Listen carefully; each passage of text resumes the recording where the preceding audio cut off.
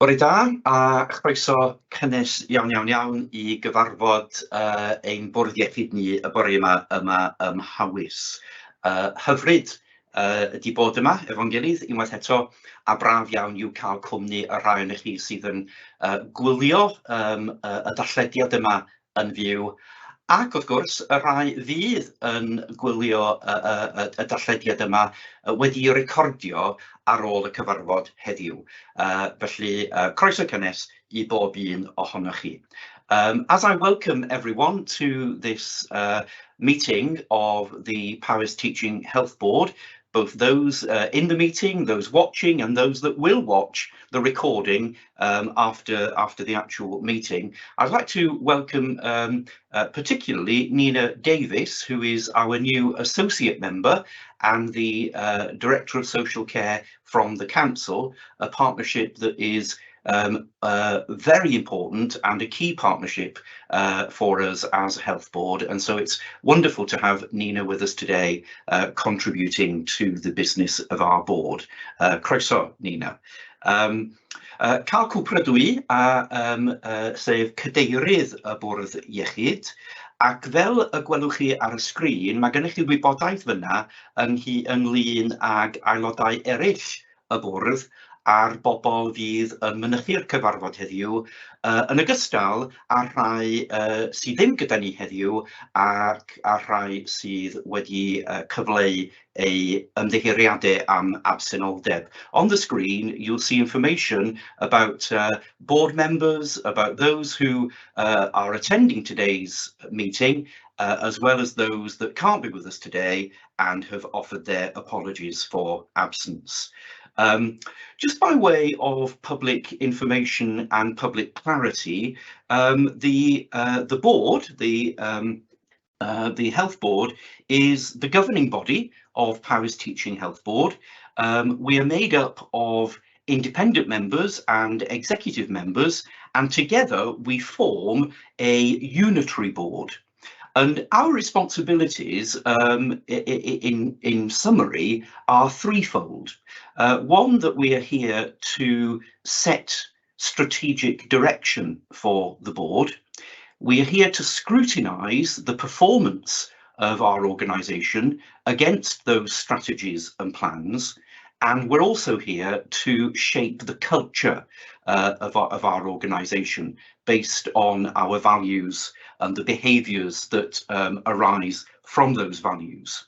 And so on the agenda today, you will see items for discussion, for decision, for approval, for assurance related to those three main responsibilities that we have. So we will be discussing, as we go through our agenda today, our plans and very importantly, our integrated plan for next year and for the years after that, together with regional plans, plans from our joint committees, and so on. We'll also be discussing a very important development in relation to the Velindre Cancer Care Centre. We will be considering performance reports, financial positions, our corporate risk register. So it just illustrates how we as a board are fulfilling our role and responsibilities as a unitary board. With no further ado, we will carry on. If those who are watching this meeting, if you notice that any of us look away from the camera, please don't misunderstand that. It's not that we've become bored or that we've become distracted. It's often that we are working off several screens, and in order to read the papers or to look at the papers, we need to look at a different screen. So just the explanation as to why we might not always be looking directly at the camera. We've got a very long meeting today, and so we will be taking a lunch break and perhaps even another break if it's needed, and we will make arrangements for that. So, croeso, fel wedais I, hyfryd I fod gyda chi y bore yma. So we'll move on now, with no further ado, to item 2.2 on our agenda, A dwi'n gofyn oes na unrhyw ddatganiadau o fuddiannau ynghylch unrhyw eitem ar yr agenda. Are there any declarations of interest relating to any item on today's agenda? If not, then we go to item 2.3 and to the patient experience story. Claire Roche, our Executive Director of Nursing and Midwifery, is going to introduce this, and it's good as well to have Lucy Cornish with us, who will help to present the story. So Claire and Lucy, over to you. Thank you, Chair. Good morning, Bore da. It's my absolute pleasure this morning to introduce our patient story at board today. It is very important that the experience of our patients are central to our board meetings. We are, within the Health Board, continuing to review and refine our approach to patient experience, and this is an absolute key component of the organisation fulfilling the duty of quality, ensuring that the citizen voice of the population of Powys is not just heard, but actually plays a key role in our board discussions and our board decisions. Our story today focuses on musculoskeletal stories, and I welcome our Assistant Director of Therapies, Lucy Cornish, to share that story with us. Thank you. Over to you, Lucy. Thank you, Claire. Bore da pawb. Good morning, everyone. So my name is Lucy Cornish. I'm the Assistant Director of Therapies and Health Science for Powys Teaching Health Board, and I'm going to present today some experiences of musculoskeletal patients in Powys. Could I have the next slide, please? So these were collected in November of 2022, and I'm going to start with a quote from one of our residents that living with osteoarthritis is not something one would wish on one's worst enemy. The impact of serious osteoarthritis has made a substantial detrimental impact on life. Significant levels of pain and immobility restricting what can be accomplished in daily life, causing isolation, increasing BMI and detriment to mental health. So between November 2022 and March 2023, Powys Teaching Health Board held a series of 3 workshops with stakeholders from across the system to develop a population health approach to system design for people with hip and knee pain. Versus Arthritis were approached to identify Powys residents living with or with experience of hip and knee pain who would be interested in contributing to the workshops. And I'm going to present some examples today of what some of our residents said about the profound effect hip and knee pain has had on their lives. Their stories, which were very powerful, formed a focus point for the workshops, for which the aim was to produce a framework for how we measure that we are delivering services for our population of people with hip and knee pain based on what matters to them, focusing on outcomes and optimising our use of resources. So you can see from the slide here, this pulls up some of the themes that we found from our interviews and stories from our patient population. And I'm going to read some of the extracts from those stories that were relayed to us whilst we keep the themes on the screen. So the first extract is that I am struggling to walk very far. Queuing is difficult, as is standing for too long. I need to use a crutch now as my balance isn't good and my knee keeps folding over. I know I could fall over at any time. I miss going out to visit places with family and friends, and I have to plan ahead before going out anywhere. I cannot manage a full day trip. The pain makes me tired, grumpy and depressed. I'm not much fun to be around anymore. I've started losing confidence in going out. It's easier to stay away. Because I'm in pain all the time and then lack of sleep, I find I don't always think straight and have brain fog. It's difficult to find appropriate help when you feel like this. It's not easy getting a doctor's appointment. I'm on a waiting list for a knee replacement and hadn't considered that I needed help for anything else. It's taken me a long time to recognise that I'm actually depressed and probably a doctor might be able to help. So another extract is that the pain has become progressively worse to the point where any weight-bearing exercise, even walking, can be difficult. I have recently had an online consultation within Powys Teaching Health Board's physiotherapy service and have been given a programme of quite simple exercise. I am hopeful that this and an in-person follow-up appointment will help me to find a level and type of exercise suitable to my pre-operative needs. I was unaware that I could self-refer for physiotherapy until Versus Arthritis told me I could. I found out about Versus Arthritis only by chance and would recommend that doctors and nurses make word of mouth recommendations about its work, as well as pointing to the services provided by the local health board to which patients might self-refer. Some older people with musculoskeletal conditions might not be as comfortable with social media or computers.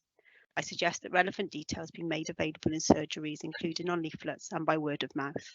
I suppose the most important outcome of my journey will be to have a new hip. Friends and acquaintances who have had surgery describe it as life-changing. And then finally, on a visit to the leisure centre, I was told by staff about the National Exercise Referral Scheme, NERS, and how this could give support tailored to my knee problems. The GP happily provided a referring letter, and I was contacted by the leisure centre to go in for an induction and personal fitness plan. This has made a huge difference to me. I have regained confidence, social contacts, structured safe exercises, and a few muscles. The timescale to wait and the growing pain and limitations on my normal life are hard to bear. I cannot sleep well and suffer pain throughout the night. It does bring me down, and I know it's wearing for my husband too. It feels very lonely with no support or guidance. So these powerful stories, in addition to providing a focus point for workshop discussions and development of an outcome framework, have the individual feedback and themes have been fed into them our musculoskeletal pathway redesign plan.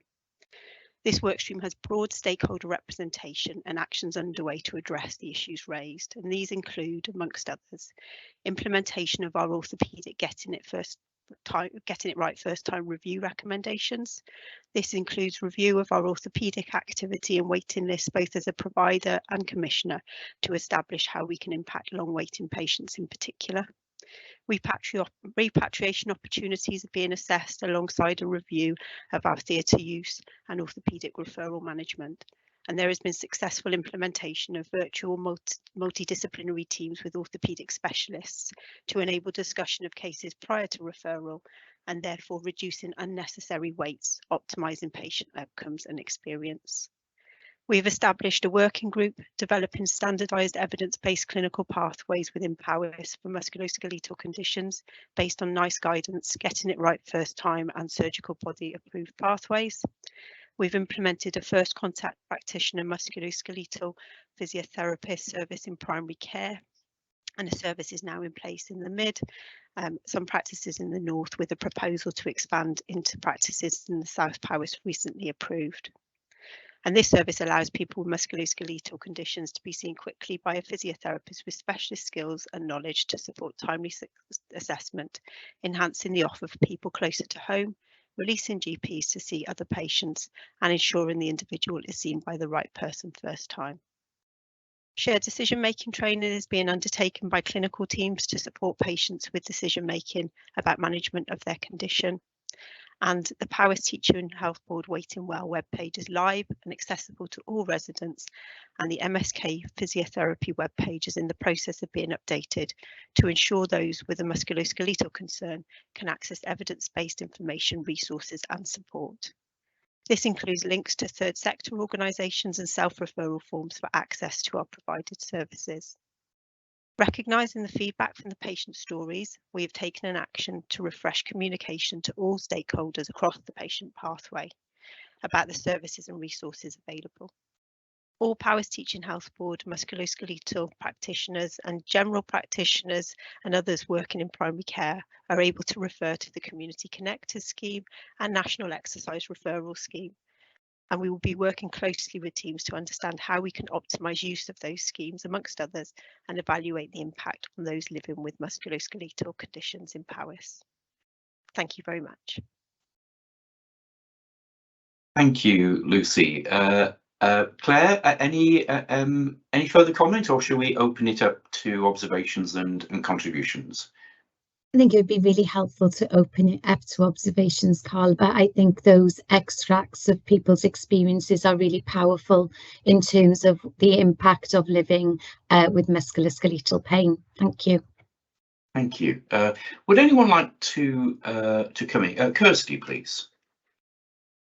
Thank you, Chair, and thank you to Lucy. Lucy, given that long waits was clearly identified as a major issue for this patient group, can I ask you, what are the timescales associated with the reviews of orthopaedic activity and a review of the utilisation of theatre space? And on the question of additional services in primary care, Will these allow for additional physiotherapy appointments on top of what's already available via our self-referral system? And how many extra appointments would you envisage the new primary care facing service will be able to deliver? Thank you. Is that Lucy or Claire? Who would like to come to respond? I'm probably best placed, Claire, if you'd like me to respond to that. Thank you, Kirsty. So in answer to the first question around timescales, our GIRFT recommendations for orthopaedic services are fully implemented into an action plan as it currently stands, and we've been reporting those back through to Welsh Government. We have actions in place around review of our opportunities for repatriation of activity for our theatre utilisation, which obviously is not just around orthopaedics but all of our planned care activity, and following those GIRFT guidelines. We're now working very closely in partnership with some of our LTA and SLA providers and our commission providers to look at how we can develop those relationships in achievement of those recommendations, and we're obviously looking to achieve those as quickly as we possibly can. From a provider point of view, we are back to pre-pandemic levels of activity for orthopaedic surgical activity, and we're now looking, as I said, at how we can, and as has been previously discussed, how we can expand that capacity and work more closely with our commission providers. In terms of the primary care activity and our establishment of the MSK first contact practitioners, those are additional appointments, so they are additionality. We're currently implementing a phased service. As I said, we have a service running in Mid Powys, we have a service running in 2 practices in North Powys, and a service is due to be implemented in South Powys that has been approved.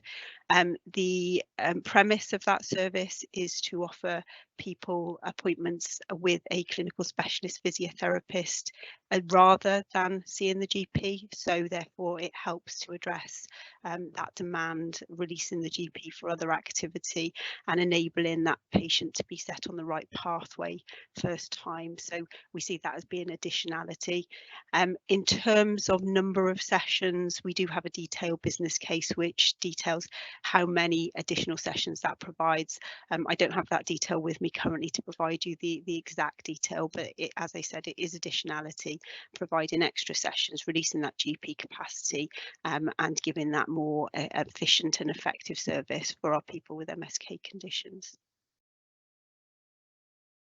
Kirsty, would you like to come back on any of that, or are you satisfied? It would just be, no, I'm very satisfied, but it would be useful if Lucy was able to keep us updated on the success of the implementation plans that she's just outlined. It would be useful to be able to see the impact of that work. Thank you. Thank you. I can't see that anyone else wants to come in at this stage. So Lucy and Claire, thank you very, very much for that. Patient stories are very important. They bring things to life and remind us that you know, of our commitment to being people-centered. And so much appreciated, and thank you. So we go on now to the Go Corporate Health Standard. The longer I spend in this role and the more people I meet across Powys Teaching Health Board, the more inspired I am by the diligence, motivation, dedication and sheer commitment of our colleagues across the Health Board that happens day in, day out. Unheralded, unchampioned perhaps, but certainly there. But it is really good when that diligence and dedication is recognised, as it is frequently and regularly. But I'm going to invite Sarah now to share some wonderful news about the Go Corporate Health Standard achievement that I think certainly fits that category. Thank you, Sarah. Good morning. Bore da. I'm Sarah Powell, Assistant Director of OD here in the Health Board, and I'm really pleased to be able to celebrate our recent revalidation of the Healthy Working Wales partnership in terms of the Gold Award for the Corporate Health Standard. It's a 3-year quality mark for health and wellbeing in the workplace at levels bronze, silver, gold and platinum. It involves an intensive assessment which are made around organisational support, communication, employee involvement, health and safety, policy development and monitoring and evaluation. Our gold level was first awarded in February 2020, following a rigorous 2-day face-to-face assessment on site in Bontleys. And this March, following a half-day revalidation assessment by the same lead assessor, saw us retain our gold status for an additional year, an amazing achievement for a health board. The question was asked how close we were to obtaining platinum and what we would need to do to get that mark. We recognise we've made great strides since the previous accreditation, and we've made progress in areas around sustainable development, our partnership and engagement work, our employment and skills development, and mainly through the work that we've undertaken through Workforce Futures. The short answer that came back from the lead assessor was we would be really close. However, they are changing the criteria and they will be moving away from the levels of bronze, silver, gold and platinum to a modular approach, and details will follow. So colleagues, please watch this space. And just before I share some of the assessors' feedback with you, I'd really like to thank the team that have pulled the assessment evidence together and have really been part of the assessment interview a few weeks back. Their knowledge, passion and commitment to health and wellbeing of our workforce was clearly evident, and I'm very proud of them. So I'd just like to thank our occupational health team, Joe Samuel, Sarah Williams and Helen Hine, our OD team of Reese Brown, our MassVax colleague, Kate Prothero, and our estates technical service colleague, Anthony Fenn, who are all absolutely really great at the assessment session we had. So just to really echo some of the assessors' comments, there's some comments shown on the slides, but really just to share with you a little bit more detail. So they recognised that all of our previous development points that had been raised 3 years ago had now been addressed, and that we've got really positive feedback around having a wellbeing framework and action plan that has been signed off at organisational level. Support from our senior managers at roadshows, events, our certificate of appreciation and our long service awards was noted. The work around our health and safety training, our internal managers development programme with over 127 participants, the work we've done around mental health first aid, our chat to change group, our staff voice, our leadership development offers were all also recognised. In terms of our communication channels, our Facebook staff Facebook page with over 1,400 staff in a safe environment where they can share and check and challenge each other and support at times of need, really successful. Our SharePoint Stay Well pages with over an average of 1,000 visits per month, with staff being able to access self-help tools, forms and information around health and wellbeing. Also the ability to access our VivUp, our employee portal and counselling service 24/7, 365 days a year. Our Stay Well hubs that we set up during the pandemic, and also our recent Powers Balance programme, our monthly menopause cafes, our canteens with healthy food options, and our commitment to staff feedback was also noted via our pulse surveys and our recent team climate surveys, along with the continuation of our 15-minute wellbeing breaks. And really, I just want to end with the final slide where the assessor's comments noted in written feedback to us of Powers being an exemplar employee regarding health and wellbeing. And I'm really proud to be part of this team and lead on health and wellbeing in the Health Board. Thank you. Sarah, that's inspirational, wonderful, fabulous, and many congratulations to you and colleagues on that very significant. Well, it's not just an achievement; it's a re-achievement, isn't it? It's so, yeah, that's wonderful to receive. I'm not going to open it for discussion per se, but I just wondered whether Ian, as chair of our Workforce and Culture Committee, just wanted to offer a brief comment at this stage. Sorry to put you on the spot, Ian, but would you like to come in? Yeah, that'd be lovely. Thanks for the opportunity. It's great just to reiterate everything that you've said there. I mean, we are here as a board, we're dealing with strategic matters, but the folk that deliver services are the people on the ground, and therefore their health and well-being is of utmost importance. We all know the links between culture and quality. They're well researched and well understood, so it's fantastic, I think, achievement again for the team, and I think it's good news for the people that we serve to know that we have got such a culture, and we continue to try and support staff and their health and well-being in delivering those services. Thank you, Ian, and I think Carol wants to comment as well, so please. Diolch Carl. Thanks very much. Carol Shilby, ydw I am Carol Shilby, the Chief Exec, and I just want to offer my thanks and congratulations to people right the way across the organisation. Of course, to the occupational health team, who I can see on my screen. Thank you for all the coordination that you have done. And Ian's absolutely right. There is both a moral, ethical and business case behind looking after people. We are in a caring business, and if we can't care for and look after our staff, how would we expect them to do the very best job for the people of Powys? So Sarah read through just some of the highlights and the actions that we've taken as an organisation.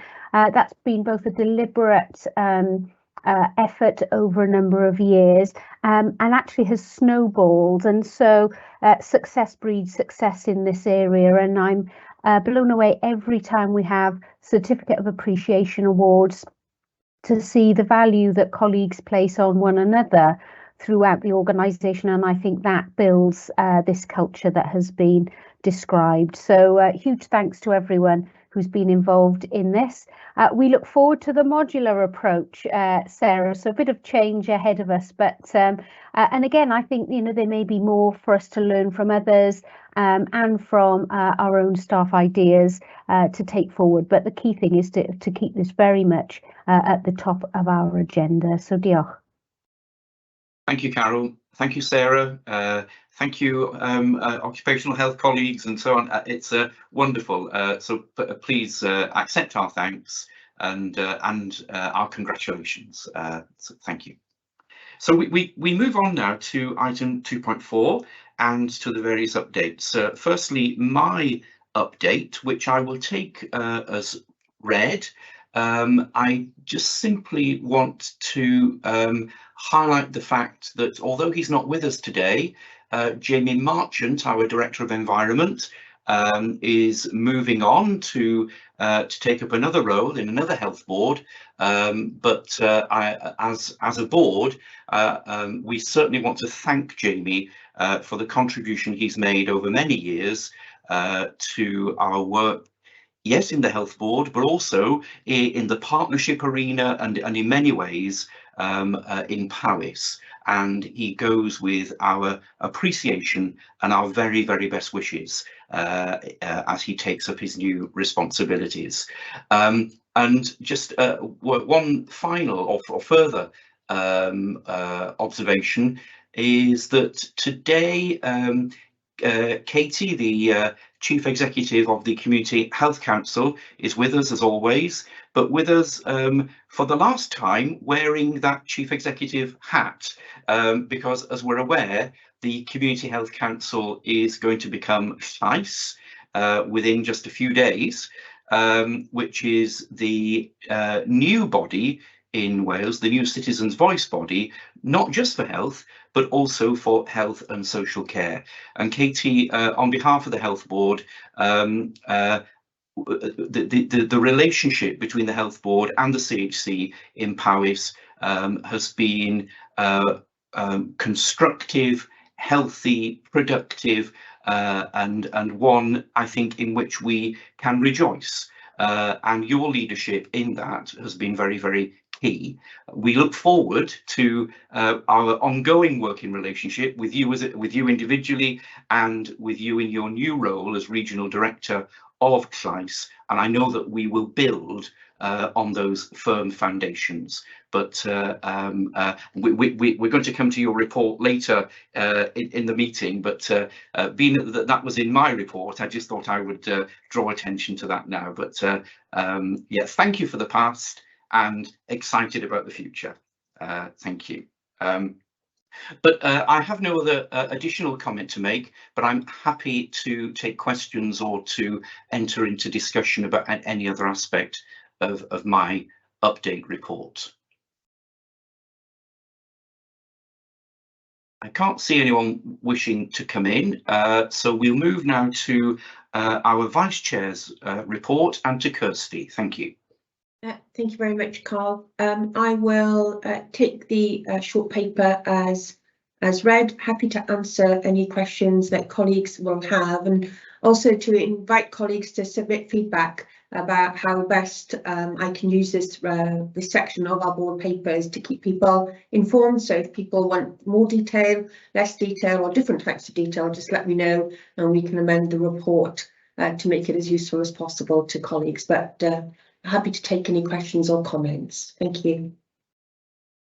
Anyone want to come in? No, so thank you, Kirsty, and I think that Kirsty's comment is very important. You know, so that we will be looking at how to improve our ways of reporting and so on. So thank you for that. We go now to our Chief Executive, Carol, and to her update. Over to you, Carol. Diolch. Thank you very much. Yes, in the same vein, the paper is as read. I just want to draw out two key things. One is that in line with my accountable officer responsibilities, I wrote to Welsh Government on the 27th of February outlining the position based on the current assumptions that it was increasingly unlikely that I would be able to present a financial break-even plan for approval to the board. We have got the substantive item a little bit later on our agenda, and I know that we're going to have a discussion on that. But this was a point in time at the end of February. It is important, I think, in terms of openness and transparency, that I make everyone aware that I took that step, and I have had a response to that.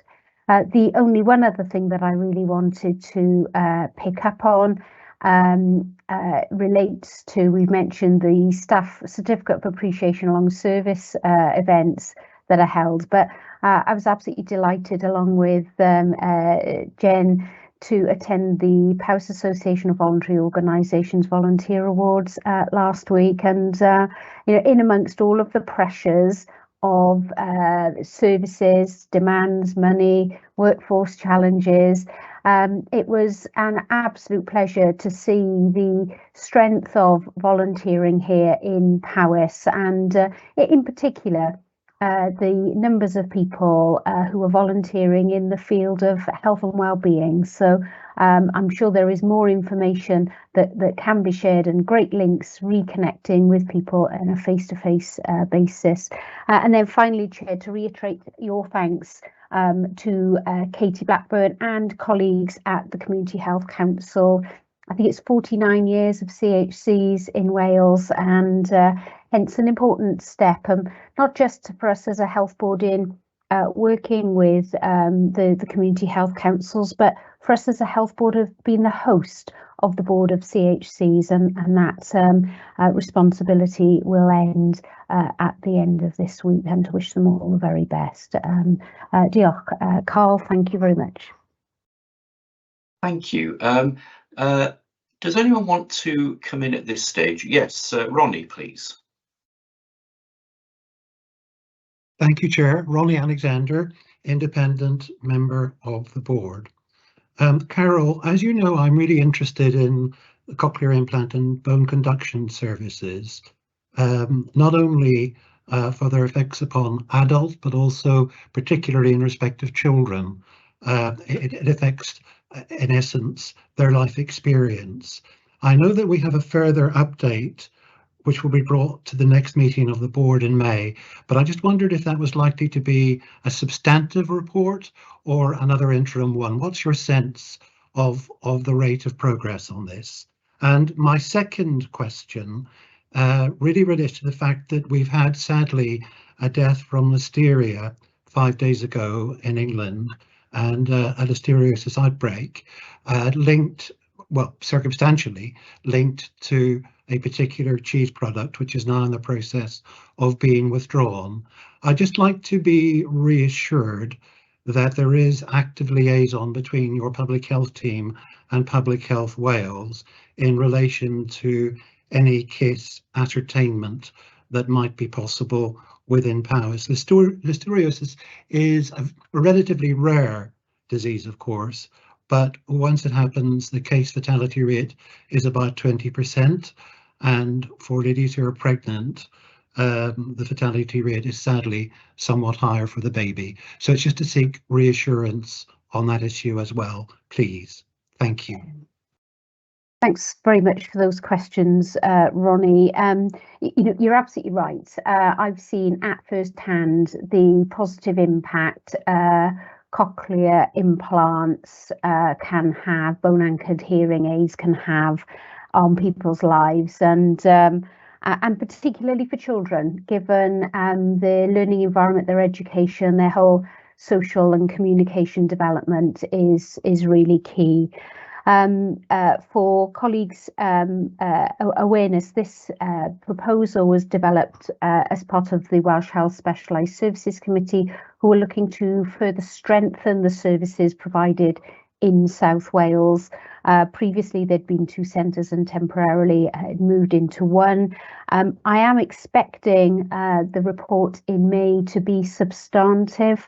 Ronnie, I haven't got any information to tell me anything other than that at this stage. So we're very grateful to the members of the public who participated in that consultation.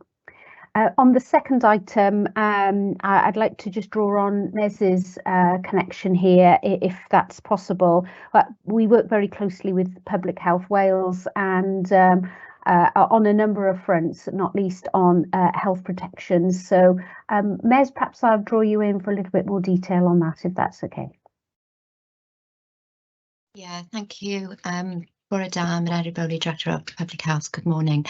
Yes, thank you, Ronnie. Just to confirm that we work very closely with Public Health Wales, and in terms of health protection, we also have a dedicated health protection consultant, or CCDC, for Powys, who I liaise with regularly, and we also have fortnightly meetings with colleagues also in environmental health in local authorities. So it's quite a tripartite partnership working to protect and look at infections and notifications and manage accordingly. So I hope that provides some reassurance to you. Thank you both. Ronnie, please come back in if you'd like to. But yeah, you're fine. Okay. Thank you. Are there any other comments, questions, contributions in relation to the Chief Executive's update report? Could I just ask Carol just one thing, just on a purely factual level, in terms of our involvement with the Shared Prosperity Fund, the fact that we are on the group or the panel, does that preclude the Health Board from being in receipt of funds from that pot? Yeah, thanks very much, Chair. I had to clarify that position myself when I first joined the partnership. It's a very broad partnership. I think there's at least 25 other partners. the arrangements are that it does not preclude us from being able to make applications, but clearly we would not be party to the decision-making process on the merits of those individual applications submitted by ourselves. I think it's a great opportunity, by the way, for people to come forward and look to develop further proposals in relation to those 4 key areas. So we will be looking at that as an organisation, but we will be certainly supporting that process of decision making on other applications. Thank you. In which case, thank you, Carol, for the information, for the update, and for the conversation. So we move on now to item 3.1, a very substantial item and a very important, or a particularly important item for us as a health board, and we are asked to consider approving our integrated plan for next year under very difficult circumstances. So Carol is going to introduce this item, and then I think, Carol, you're going to bring in Steve, Pete and Hayley and perhaps others as we go through the presentation. So thank you. Over to you. Thank you very much, Chair. And for all board members and anyone who may be watching this, many of you will be familiar with the integrated medium-term plan. It is now customary for us in our March meeting to review the IMTP as it's known, ready for submission to Welsh Government. I just want to, in terms of my introductory comments, make a few remarks about why this year is more unusual than in previous years. The planning and delivery context is such that it's both dynamic and also challenging at this stage. Whilst many of us will hope that COVID pandemic is certainly in the rearview mirror, it is still with us, and the impacts, the indirect impacts of the pandemic are still very much with us. Coupled with the economic issues, inflationary issues, on top of workforce challenges and service backlogs and service sustainability challenges, it provides a really difficult context in which to plan ahead. We do have legal duties, however, to plan ahead. Future Wellbeing of Generations Act requires us to take into consideration longer term planning and not just short term issues. So we make a consideration around that. We make a consideration around our duty of quality, which comes into being at the end of this week, and our duty of candour, and also our duty under the NHS Wales Act and the NHS Wales Finance Act to develop a plan that improves the health and well-being of our resident population, and in so doing we spend public money well. We have got a duty of financial break-even, which we'll explain as we go through, is the only part of those duties that I have outlined that we are not able to fully meet at this stage. So in terms of having a look at the plan, we are asking a number of things of the board. We're asking the board to understand that our integrated plan is a working plan for the very reason that we are unable to, at this stage, meet that financial break-even duty. As part of that integrated plan, there are a number of component parts, including Welsh Health Specialised Services and the Emergency Ambulance Services Committee plans. We are aligning the Regional Partnership Board area plan with our plan. There's a considerable overlap. And then finally, and really importantly, to recognise that we will be working both locally and nationally on options to improve the financial position. not just for money per se, but in that wider context of having sustainable services. And so as that work continues, we would expect to bring any modification of the current plan through for further consideration to the board. So in that respect, I'm very happy to hand over and to thank Steve particularly and his team for the work that's been undertaken in coordinating all of the aspects of the plan. And I think Steve's going to start us off with the presentation. Thank you. Thank you, Carol, and morning all. My name's Stephen Powell, Interim Director of Plan and Performance. So if we could move to the next slide, please. Thank you. So this slide just describes the process that we've worked through in bringing our overall plan together. And there were a number of guiding factors that had influenced us in the production of our plan, not least the planning guidance from NHS Wales itself. And back in November, we received two letters, one from the Health Minister and one from the Director General of the NHS. And what this slide attempts to do is bring all that guidance together in one place so that we've got a reference point for all the requirements that were placed on the NHS. So on the left-hand side, you'll see some general requirements from the centre in terms of ongoing response to the pandemic, the reminder around core healthcare and the universal delivery, that we need to recover and build sustainable pathways and population health and well-being, and so on. On the right-hand side are some wider contextual requirements, including the Future Generations Act requirement, the requirement to work in partnership, to develop cluster planning, to implement new legislation such as the duty of candour and quality, and Welsh language promotion.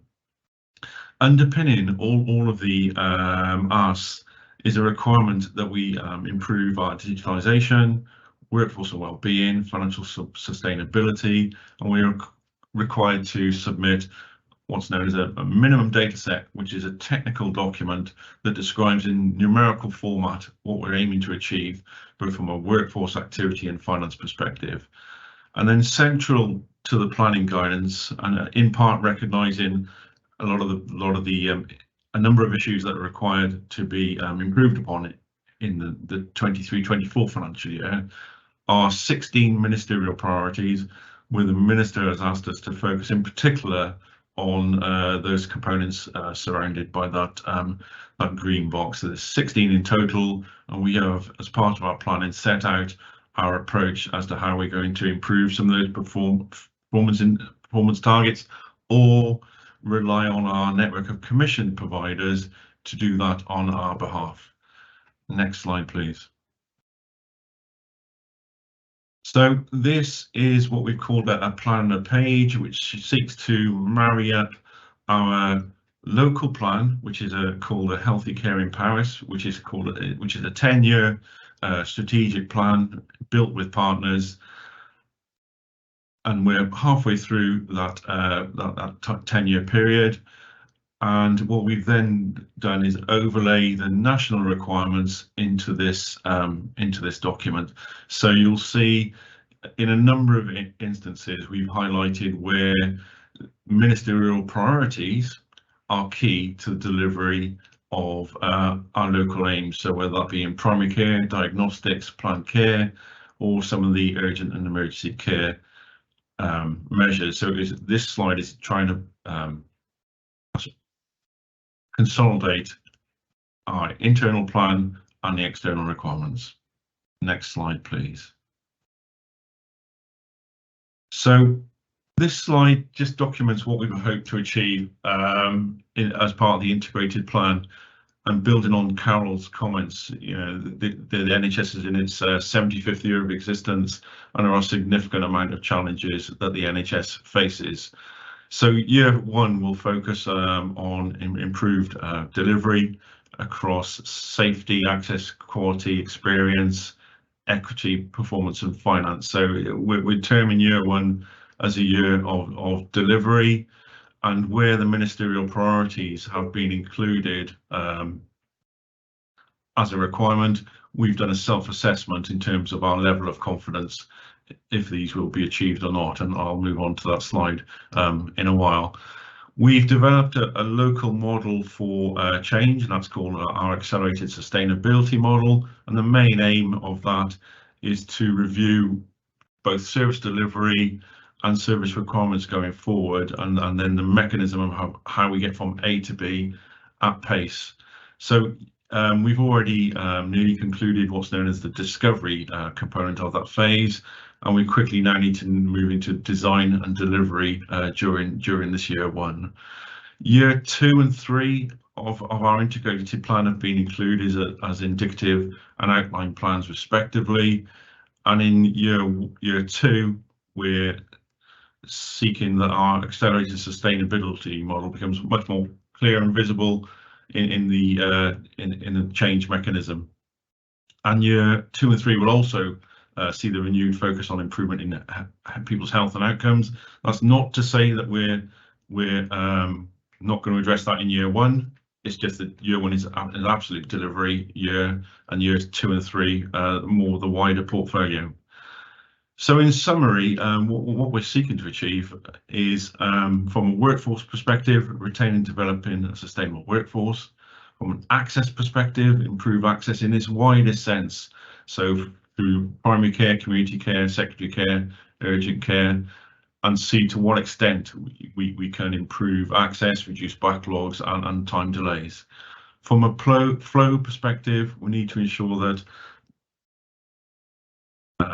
systems are effective and that we reduce delays across the whole pathway. So that's working with regional system partners and community partners locally to facilitate that change required, because at the present there's too many delays across the pathway and some of them are interdependent. So for example, urgent care delays and delays in discharge can lead to adverse consequences on the delivery of planned care, for example. And from a finance perspective, we aim to reduce our expenditure run rate, seek best value and return to financial balance, but in a longer time period.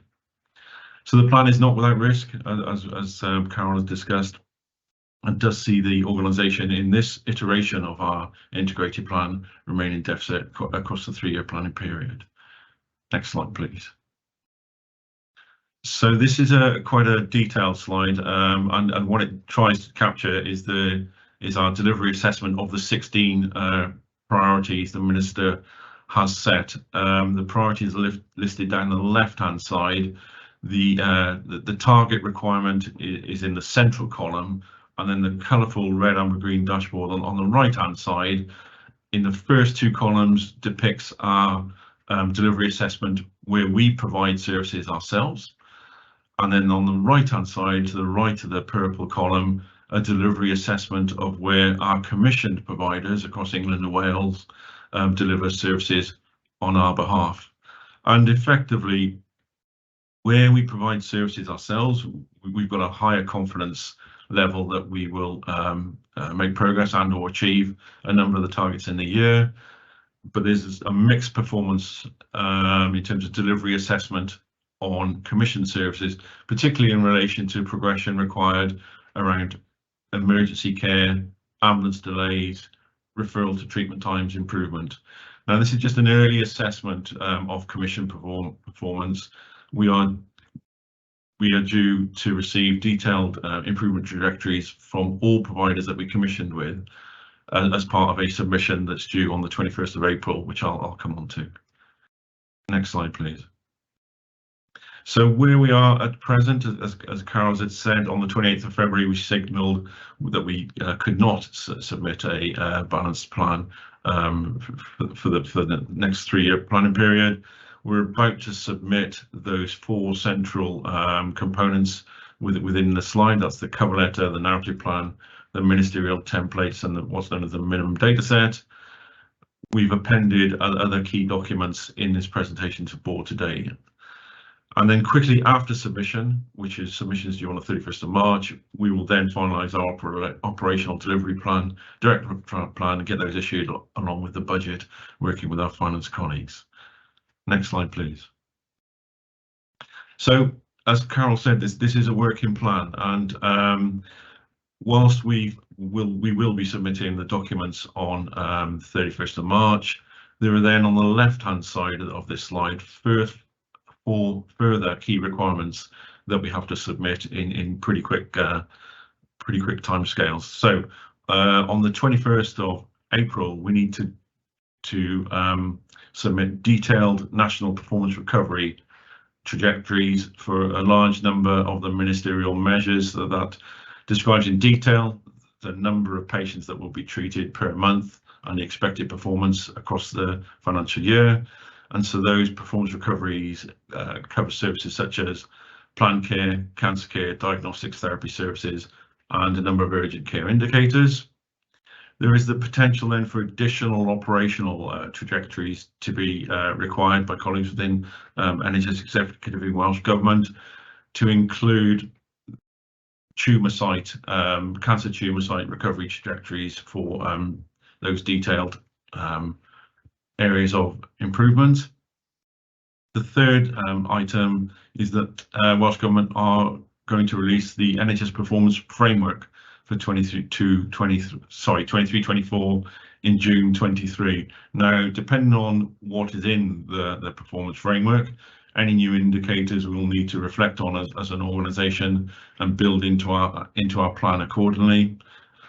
And finally, we've had confirmation of the process by which to access a further £50 million worth of retained recovery funds, and essentially that's additional funds set aside by Welsh Government to improve access and performance in terms of wait time reduction and COVID recovery.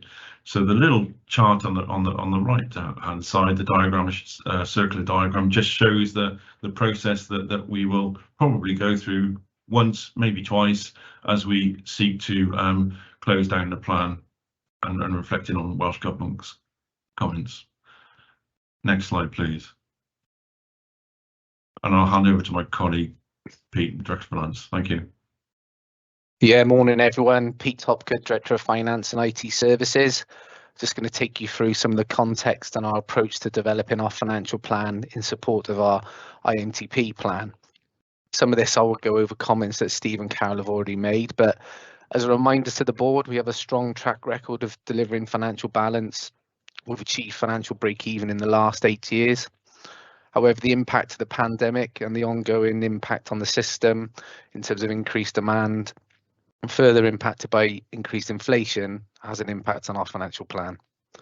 There is a significant gap between the growth in demand on healthcare and our ability to respond fully in the short term. And based on this, we're unable to submit a financially balanced plan for next year. And as a result, the Health Board is not able to plan to meet its statutory duty to break even in an in-year and a 3-year period.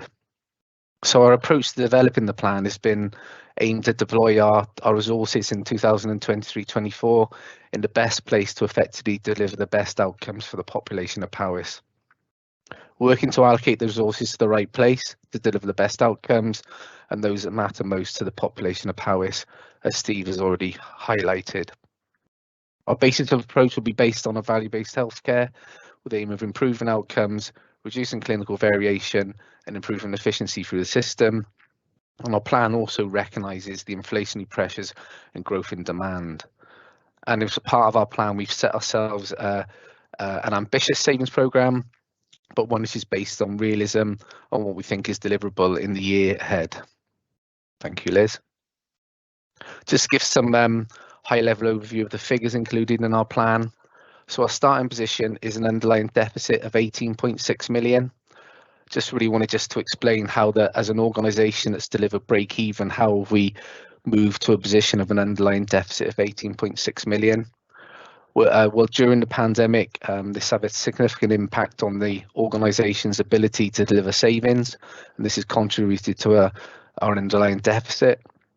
Our key pressure areas are areas which the board will have heard me mention many times as I presented the financial performance reports, and they mainly include pressure against our continuing healthcare position with an increase in the number of packages and the cost of those packages, and an increase in relation to our commission services linked to that increased demand and the issues throughout the pandemic. Other areas of pressure include primary care, in relation to prescribing and in our community services area. This underlying deficit of 18.6 million, and then as we develop our plan for next year, we've identified inflationary pressures of 8.9 million and increased demand and service growth pressures of 7.4 million. There then is an adjustment for the 1.5% uplift in funding that we're receiving from Welsh Government, and the net effect of the reduced funding made available in terms of COVID for the national programmes and in relation to our local COVID response. As a board, we've identified areas of opportunity to improve our financial position that total just under 20 million, and an assessment of those areas of action which we'll be working on over the next 3 to 5 years, as Steve alluded to.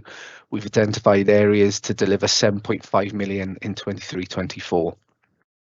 Other areas of focus, as Carol mentioned, will be to the work in relation to our accelerated sustainability model and some of those national actions which we made on behalf of Wales that we will be linked into. So at the moment, our financial plan is a plan for a deficit position of 33.5 million.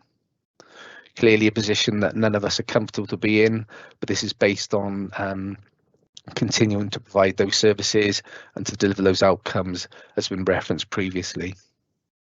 Just wanted to flag that if included on the slide there is a little just a summary of our actual spend across the recent years and our forecast spend for this year and next year in relation to our key expenditure headings. And as you can see that our spend has increased in 19-20 from 315 million to a plan position of 390 million in 23-24. And as you will see on that small table, that our key area spend is related to healthcare services provided by other bodies, where we're planning to spend just shy of 160 million. And useful information there in terms of where our spend is and how they've moved over the 5-year period. I will pause there on the finance part and hand back to Steve or Carol, but we can pick up any questions on the finances as we get into the debate around the plan. Thank you. I wondered, Chair, if we might just cover off some of the capital plan as well at this stage, whether you'd like to do that or to break for questions first. We have a couple of people that have indicated that they want to come in. So before we move to capital, should we invite those contributions? So firstly to Robert. Thank you, Chair. I've got 3 questions. I'll briefly go through them.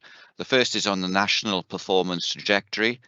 I wonder if we could get any assurance really that we're not going to end up with targets which cannot be achieved as a result of that dialogue at a time when we're trying not to raise expectations unnecessarily, and in a time when we want an honest engagement with the public about our services.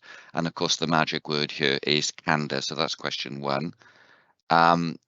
Question 2 is about the anticipated deficit, specifically about the sum mentioned. Will this deficit force us to throttle back on plans to reduce waiting times, either using our own services or by commissioning extra work from partner trusts and boards? Question 2. And then lastly, a question about WISC. I note plans to bring forward recommissioning choices in year. Would this involve the retrieval of monies allocated by this health board to WISC, where we judge that providers are not delivering services fast enough? Thank you, Chair. Thank you, Robert. Carol, would you or colleagues like to take those questions initially? Thank you. Yeah, thank you. Thanks, Robert. Great, all great questions. So on the national performance trajectory, I understand that it might be seen to be rather unusual to get performance framework published during Q1 of the year that we're in. I think we will look to try to reflect back to Welsh Government that it would be beneficial, I'm sure, from their point of view as well, to have it all come as a package. So being open with you, Robert, I don't know what's going to be in it. I would imagine that there will be a restatement and a recommitment of the elements that are already requirements in terms of catching up on the backlog of care and treatment that would have happened during the pandemic period had the pandemic not happened.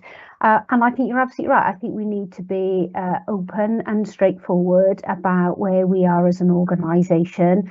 The fact that we are being, I think,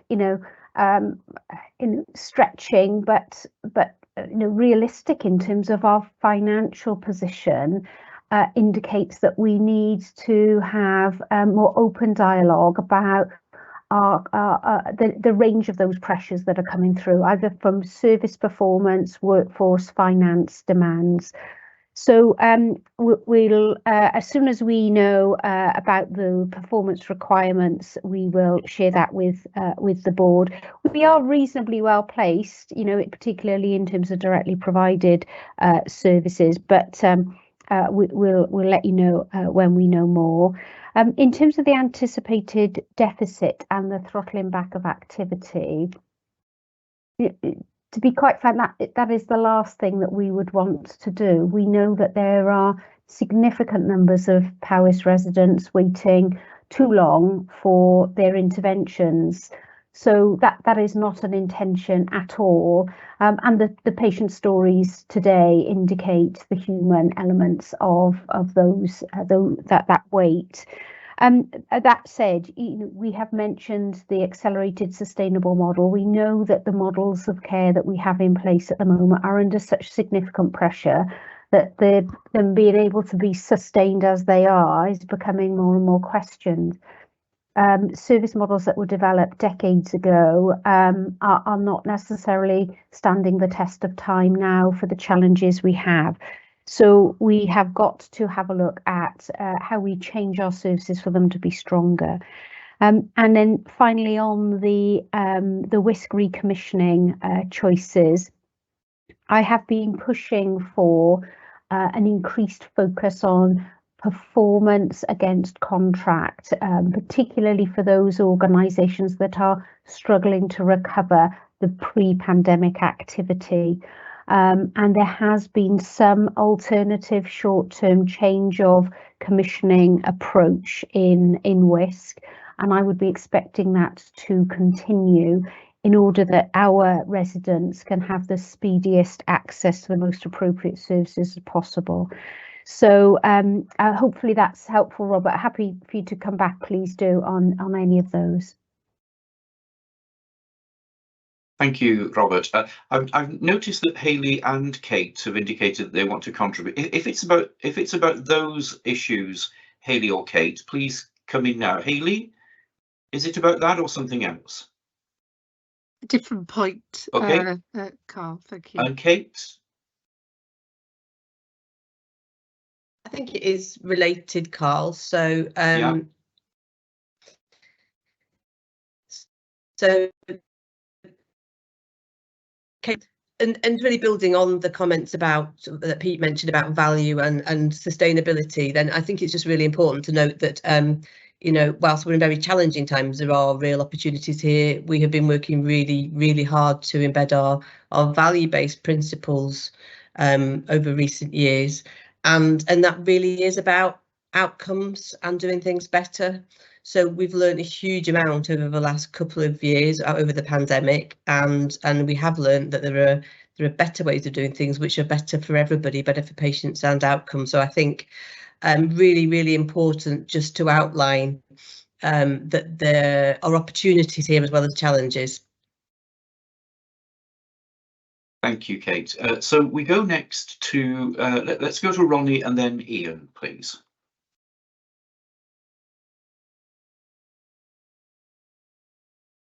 You're on mute, Ronnie. Thank you, Chair. I'm grateful for the opportunity of a further question. In relation to this documentation, of course, much of the presentation thus far has been quite sobering, and there is research published this morning which shows that public trust in the NHS is lower than it's ever been. I don't know if that is research that's specific to England only, or to Wales and England, but that is also a sobering statistic. When this integrated plan is presented to Welsh Government against the background of the financial figures, which Peter's helpfully taken us through, is it likely that we will then move to any form of enhanced monitoring? And if that is the case, are we making any preparations for that? Thank you. Thank you, Ronnie. We'll hold that question, if we may, please, and go to Ian. Thank you, Chair. A couple of comments and a couple of questions, really. The first thing I'd like to say is I'm really pleased to see the fact that we're focusing on the medium and the long-term plan in this, not just the year ahead. This is a long haul, so that's really good to see. The second comment I'd like to make is in response to what Pete was saying. I think it's really important for us to emphasise that we haven't become a financially incompetent organisation overnight with that track record of balancing, which is actually flies in the face of what a lot of organisations in NHS Wales, we stand out as being successful on that account. So I think it's important for the public to get confidence in the fact that this isn't incompetence on our behalf because of the circumstances we find ourselves in. That being said, and Ronnie's alluded to the fact that this is quite stark position to be in. There's a huge amount of work to do in terms of cost savings, waiting times, well documented staff shortages in key areas, inflation, energy. You talked about the need to modernise the services in terms of our accelerated sustainable model of care, improving quality access, all of that stuff that we need to do. And we're asking our staff to do all of this, recognising that they've all done what they've all done throughout the pandemic in keeping us safe and keeping services going. They've put in a full shift, I'd say, and at the end of it, there's still a mountain to climb for organisations. So it was really great to hear earlier on the stuff around the staff health and well-being, and that's a focus for us. I guess bearing in mind the scale of the problem, I just like to ask, are we confident that we've got the emphasis right in terms of staff involvement and staff listening, making sure that not only that they've got a voice, but that we've got access to their great ideas? I'm reminded of a famous Eisenhower statement, which is, farming looks mighty easy when your plough is a pencil and you're 10,000 miles away from the cornfield. So that's kind of where I am on that. So question on that. And finally, Carol, just something on partnership working, because this is a key element of our success, is dependent, as you've already said, on the delivery of other organisations and the way in which we work with others. And to be blunt, partnership working is not that easy either, and often out of our control. So that makes me a little nervous. I wonder whether you could say something about that as well. Thank you. Thank you, Ian. Carol, would you like to take those and bring in colleagues as you see fit? Thank you. Yes, thanks very much for those comments, questions and observations. If I pick up Ronnie's first, in terms of the satisfaction survey, some colleagues may not have seen this yet, reported today, is the British Social Attitude Survey undertaken at the tail end of last year.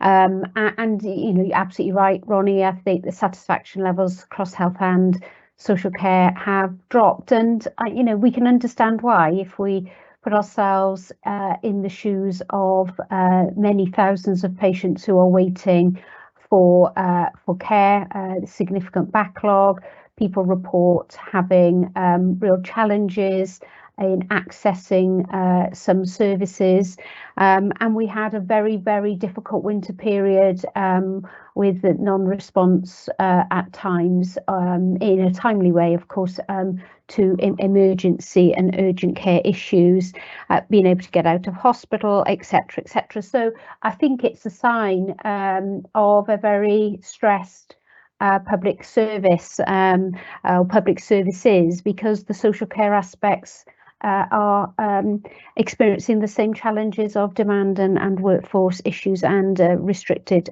money. But what I would note in the survey, though, is that the public still support the principles of the NHS, recognise the breadth of the services that are offered, and the fact that it's free at the point of delivery. So we know that there is a deep support.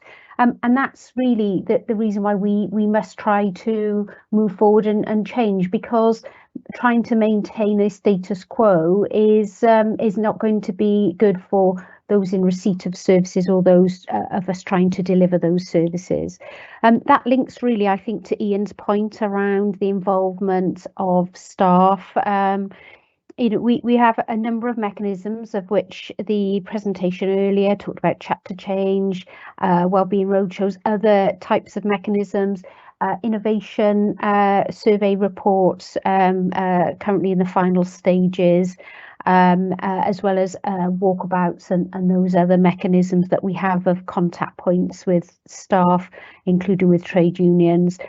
Bottom line is, staff are finding it hard in some of our areas with the demands that they have on them, and they want to offer something better. So I think there's quite a lot of support for our strategy in terms of care closer to home and involvement in how we model that for the next phase. And then finally, on the partnership working, two main partnership groupings really that of course overlap. One is with social care and the local authority more broadly, and that is really, really key, because some of the issues that we're seeing both in money and in demand, service demands and service challenges relate to the whole system. And then the other part of partnership working is with the trusts and health boards, particularly England and Wales, and we know that there are some pressure points there as well, and hence this care closer to home is going to be really important, but we know we won't be able to provide everything in there. So all of those really key comments, and our transforming in partnership section really should be sort of illuminating the multiple partners and our intention of working across the system in terms of delivering our priorities. Thank you. So I'll bring in Kirsty now, please. Thank you. Got two questions. First for Steve. Steve, the page 113 of the report is pretty pessimistic reading when we look at the low levels of confidence that commission services will be able to deliver what everybody would want them to deliver. I'm just wondering whether you feel then that the plan adequately reflects our ability to take control more of our destiny a bit more, because our confidence levels in our own abilities are much higher. So therefore, do you think the plan adequately reflects our ability to intervene and to do more of what we can do, and then perhaps lessen our dependence or our exposure to other people's abilities? And then secondly, on the money, Pete, the plan talks about the need to achieve savings, but later on today we're going to look at last year's INTP, and we've not been successful in meeting the savings targets in last year's plan, and I just wonder what approach will be taken in the new plan to help us be more successful in that regard than we have last year. Thank you. So should we go to Steve and then to Pete to respond to Kirsty's questions, please? Yeah, thank you, Kirsty. And yeah, you're absolutely right. It is quite a sobering page, but one we thought was relevant to get into the public domain. So in terms of influence, there's a couple of things. We work very closely with our providers to try and see problems up front and where we can intervene. In terms of what we can, two things that we can actually do are some practical things. So where a patient is admitted into any of our out-of-county providers, our role is to facilitate fast discharge. So what we need to keep on that rhythm of ensuring that we ourselves in Powys, be that within health or adult social care, do not create unnecessary delays for those acute providers. We can also seek to repatriate surgical procedures of high volume, low complexity in style, whether that be for diagnostics or for planned care day case procedures. We are limited in Powys because of our service infrastructure in terms of what we can do to on any more of the complex items, because we do not have an A&E department. We haven't got intensive care, theatre recovery, special care, baby unit, and all those sort of services. So we will always need to rely upon those more district general hospital type services out of county. So we need to have an effective sort of primary care service, effective referrals, and an effective community infrastructure to reduce delays and ideally prevent as many admissions into secondary care in the first place. Thank you.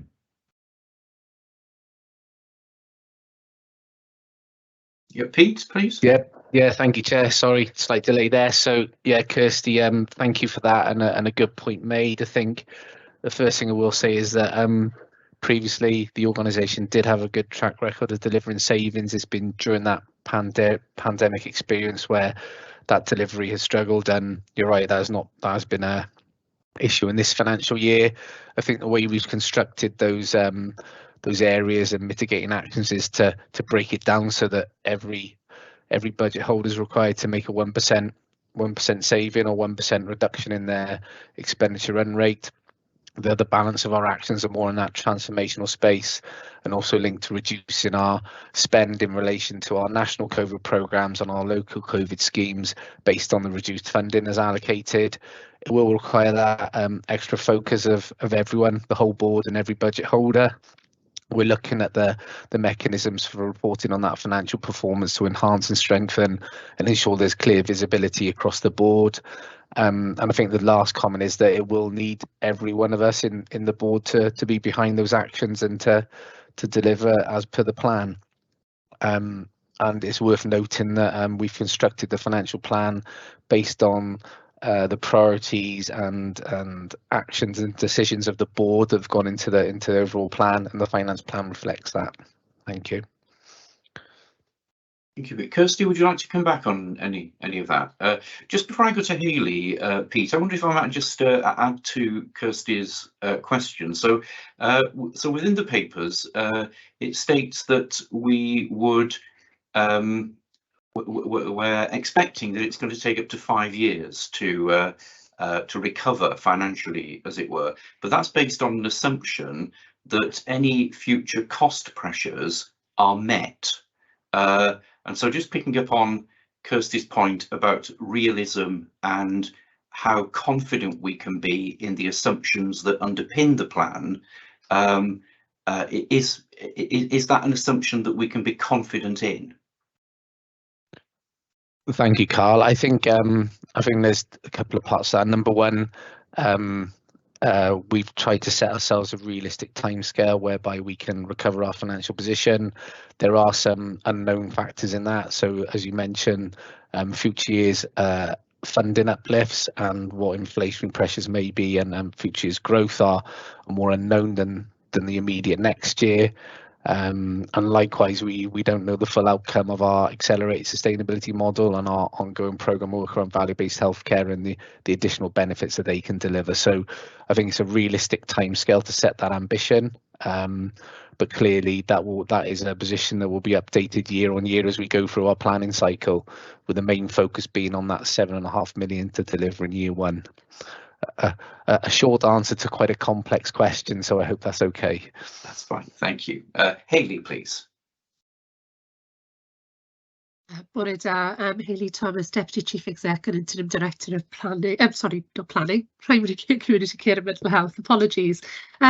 Yeah, it's been really interesting to listen to the debate so far, and I think particularly the collective challenge that we're facing as public sector organisations in terms of the plan, obviously, that we've set out today as an organisation, and that strategic fit and alignment with the other aspects of the plan, which I know we'll be dealing with later, is going to be really important. But the area I wanted to draw out was around the collective way in which we work across the whole system in managing change and impact, and recognising that you know, how we can do this work is as important as what we do. And it sort of talks to a number of points that earlier contributors have made around how do we involve the front line or levels of the organisation in terms of the change and the accelerated sustainable model work that we're undertaking currently. But I think in particular that public interface, how do we get that engagement and involvement right and do that well this year will be really important for us to design from the outset. So I'm speaking a little bit to the softer aspects of the plan.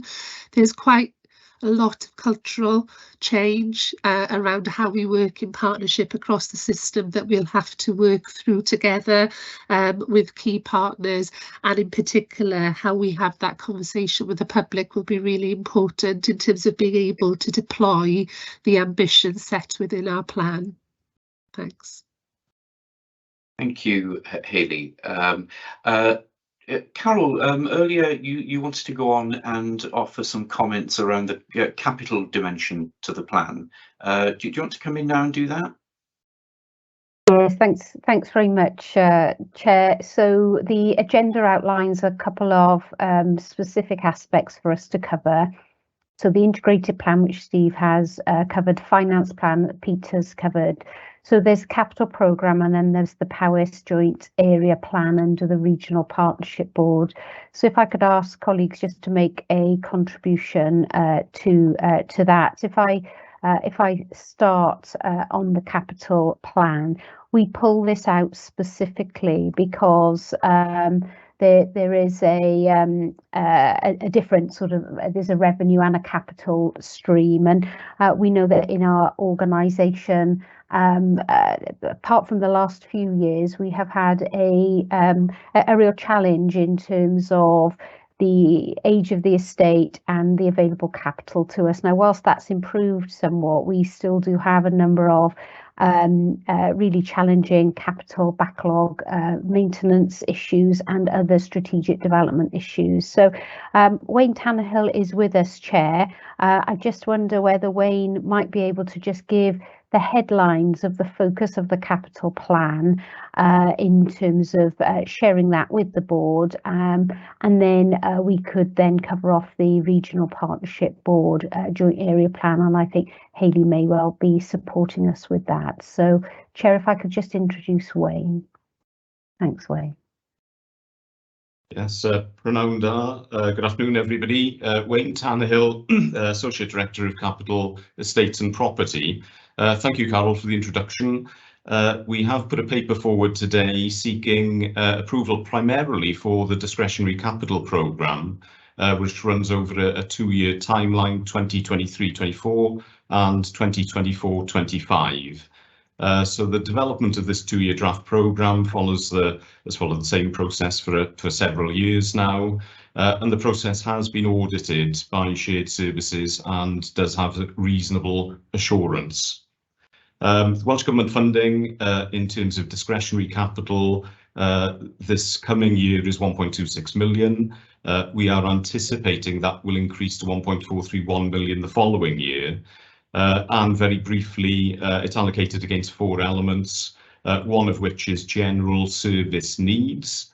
Those are administered by the Capital Control Group and prioritised with a cross organisational representation. Secondly, estates compliance. We have a very well established structure of specialist subgroups. This is a risk-based approach against the background of £70 million worth of backlog maintenance, which again Carol alluded to. And the other key elements are equipment. Again, this is medical devices led, and there's a specific capital funding prioritisation group. and IT, and of course this is an important digital agenda. I'm just going to mention briefly, Chair, contingency. We've put 100,000 contingency aside. It doesn't sound like an awful lot, given that this is there to deal with the emerging needs or pressures during the forthcoming financial year. But we have been quite fortunate in past years. Around about October, Welsh Government do an assessment of capital slippage across all the health boards. And for instance, we were allocated 1.1 million this year, and that goes some way towards bolstering the discretionary capital allowance and making sure that we've got sufficient funds to cover eventualities, and that has worked quite successfully. The one slight difference to discretionary this year is that Welsh Government have reinstated and will reinstate the Estates Funding Advisory Board this coming year. That covers infrastructure, fire and decarbonisation. We have secured 2.4 million over the next 2 years, but there is a 30% discretionary contribution, which hasn't been the case previously. But again, that 30% buys us 70% of additional funding coming in. And just very, very briefly, it's important to understand discretionary capital in the context of other capital that's available to the health board. So All Wales Capital Funding, this is the central fund where we bid through the business case process. We've been successful. I would like to mention Machynlleth, the Brodyfi, in the next few days. That will see the completion of a very significant investment. Again, working closely with the Welsh Government, following on from phase 1 at Llandrindod. We're putting a business case in for some further funding there under the already endorsed programme business case. But again, we are looking for additional funding, and Carol mentioned revenue. Welsh Government Energy Service refit. We'll be looking to tender that later this year. That is revenue funding. We're hoping to get in the order of 2.5 million, and that will target energy decarbonisation and other key aspects of our environmental agenda. Also, Regional Partnership Board. There is a relatively new fund available, Health and Social Care Integrated Rebalancing Capital Fund. There is some substantial capital there as well as some revenue, and we are making sure that we're using that wherever possible. Clearly, charitable is important where we can utilise that. And one final element on All Wales Capital Funding. Welsh Government have, recognising some of the challenges of the particularly old estate in Powys, have allocated an additional 2.5 million over the next 2 years for quite mundane but relatively important tasks such as roof repairs. So that is some additional funding subject to the approval of those mini business cases, the 6 individual cases going forward. So I'm very happy to pause there, and if there's any questions, happy to take any questions. Thank you, Wayne. Yes, we have Ian and Mark that would like to comment. So Ian, please. Yes, thanks for this. Just a couple of questions in relation to capital relating to digital. Really, we've had the cyber very much in the agenda, and I understand that we've been able to secure alternative sources of funding to boost our progress. But I think it is important to highlight, I guess, the need to set reasonable expectations for the speed and progress of digital and its role in supporting modernisation that we've just discussed is so important to us, with the huge demands on capital funds that they are already that you already outlined there, and recognising the fact that improvements in core infrastructure, they need long lead times and long-term planning and sustained investment. So I think it's important to set that context. The second thing I'd like to see really, and something that I've mentioned before, you've talked about the backlog maintenance and the need to upgrade a lot of premises. I would like us to be explicit in that when we are having and securing funds for doing that, that we take the opportunity to do the infrastructure, do the cabling, because it's much cheaper to do that than do it retrospectively. And I'd like us to be explicit in that, because it links very clearly to our ambition on the digital agenda, that we're taking every opportunity to try and make progress in this challenging environment. Thank you. So we go to Mark, and then Wayne, if you'd like to respond to those comments, we'll then move on to the final section of this agenda item. So Mark, please. Thank you, Chair. Yeah, I think compliments to Wayne and the team in terms of how they've pulled these sort of work streams together, because you can see the elements that need to come together to actually deliver these sorts of things. So well done on that. I think for me, what I would like to try and see is us moving into the more strategic headspace in terms of what we've got as a task is not going to be cracked by this incremental approach. We need some transformational change to actually come forward. And I think I would welcome perhaps the opportunity of a board development day to actually look at the wider strategic capital sort of approach. And it could pick up some of Ian's points as well, looking at making sure that we are allocating enough resources into cyber. When you're competing within sort of pots like this, it's very difficult to make those decisions without knowing the wider picture. And I think it would be useful for us as board members to get into that wider picture space, so that when we are asked to make decisions, we've got a much better background to actually be well informed in making those decisions.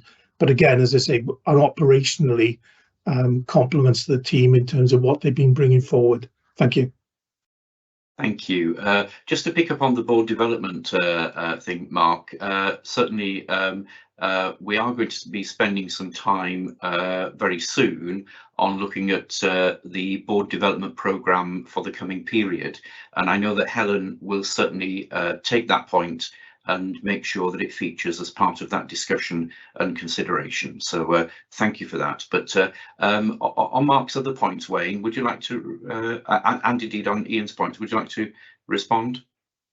Yeah, I'll respond very briefly. I'm sure colleagues will want to come in and comment. But in terms of digital, by way of reassurance on that, that is an important element of all of the business cases that we construct. And I think a good example of investment into digital to make it sure that we are making that important investment when there is a refurbishment or an opportunity. We've recently acquired a building, and there's been £180,000 worth of investment, working very closely with digital colleagues to make sure that our premises are future-proofed and fit for purpose. So hopefully that does offer some reassurance that these things are happening, and this is work in progress. And just briefly on Mark's comment as well, thank you, Mark. I will pass on your thanks to the team. I think the work that's coming to fruition now has been very much about steadying the ship. I think the backlog maintenance, means some of our buildings are quite difficult to use to the full effectiveness and efficiency. So I think there is a great opportunity now, having built up credibility with Welsh Government from having delivered capital projects, and working very closely with them to continue to develop that discussion and along with board input as well. And we have the structure of the estate strategy that really we need to take on board colleagues' thoughts really to help finesse that document. Thank you. Thank you, Wayne. So finally, I'm going to bring Carol back in, who I think perhaps wants to make a strategic comment in relation to this. But also, Carol, if you could then go on to cover off the RPB area plan. We've only got about 5 minutes left, I'm afraid, but over to you. Thank you. Yeah, thanks very much. I just wanted to endorse Mark's comments really about that strategic approach. And there's a couple of pieces of work that we have underway at this stage around sort of longer term plans. Clearly, we've cited the accelerated sustainable model work quite a lot under this item, and so our estate will need to support different models of care going forward. But importantly, the Welsh Government have allocated monies via the Regional Partnership Board for 10-year outline plans for capital and estates in terms of joint and integrated working, and our commitment to that is key. So, if we can find some time capacity of the board to consider some of those matters, I think that would be a really helpful thing to do over the coming months. On that note, I wonder if I just bring in Hayley and thank Hayley for taking a bit of a lead around the area plan for the Regional Partnership Board with the Regional Partnership Board team, helping us to make sure that our strategic priorities are aligned.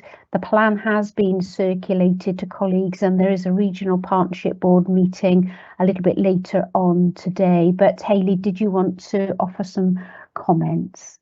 Just very briefly then, I think what's good about this joint area plan is that the review against our longer term Healthy Caring Powers 10-year strategy has shown us that it's actually set a really good framework and continues to be relevant going forward in terms of the priorities in the area plan. I think it sets direction. It brings together some insights from key evidence that's been pulled together from the Powers Population Assessment, the Powers Wellbeing Assessment and the Market Stability Report, as well as ongoing engagement that has taken place. But what I would say is it sets the direction. In there's a plan on a page around the key priorities under the wellbeing objectives, again, the enabling objectives, so it'll look very familiar to members of the board. But obviously the difference here is how we deliver in partnership through the life course approach and the really important role that our Start Well, Live Well and Age Well partnerships have to deliver the strategy. After this is considered by the Regional Partnership Board, we'll be moving to have a more formal annual delivery programme and resource plan, which will have the detail confirmed during Q1, early in Q1, and that will then translate into a much more detailed work programme in which we'll be able to track the delivery against the RPB's strategic priorities. So I wasn't going to say much more than just to say that it's really important that we've stuck to a number of the principles and the outcome statements that we set in our 10-year strategy, and we're continuing on that journey in partnership with our Regional Partnership Board partners. Thanks. Thank you, Hayley, and I'm really pleased to see the area plan in our papers today, and to ensure that the board has visibility around that. Acknowledging, Hayley, that we're going to do further work in terms of the process and procedures and so on in future years, and also that that governance relationship between certainly ourselves, the council, and what is an unconstituted partnership in effect. So really pleased to see that. Nina, I thank you. I'm going to bring you in. I'm sorry, I know that you haven't contributed. I'm conscious that the clock is against us a bit on this agenda item, but lovely to see you, and please do comment. Thank you, Chair. Nina Davis, the Interim Director of Social Services and Housing for Powys County Council. I'm aware of the time, so I'll keep it very brief. Thank you, Chair. I just wanted to endorse the comments made by Hayley on the area plan, and to thank the team, that's been working behind the scenes really hard to put this together on behalf of the partnership. I think that's really important to note. As Hayley said, this is ambitious. It's very much, continuing the journey and the good work that's already been done. There is a lot of priorities within the area plan, and I think the challenge now for all of us as partners is really how we prioritise and resource those actions within the plan, and that's going to be absolutely key moving forward. So just wanted to come in very briefly there, Chair, but happy to finish there and pick up later in more detail if needed. Thank you. Thank you, Nina. Appreciate it.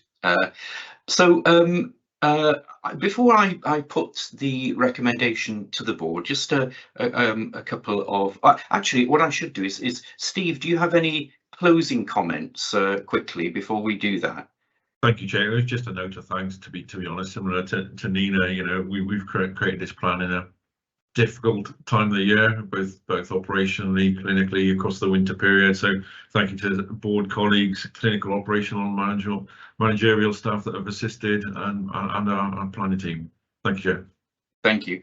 And what I want to do is to reciprocate that appreciation. I can't even begin to imagine how much time and hard work has actually gone into producing the papers, the information, the plans that have been given to us today.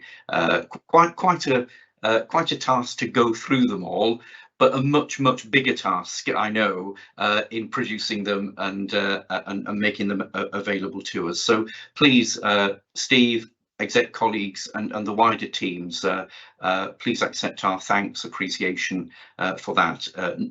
Absolutely noticed. I think it's probably fair to say that we all find ourselves in an uncomfortable position.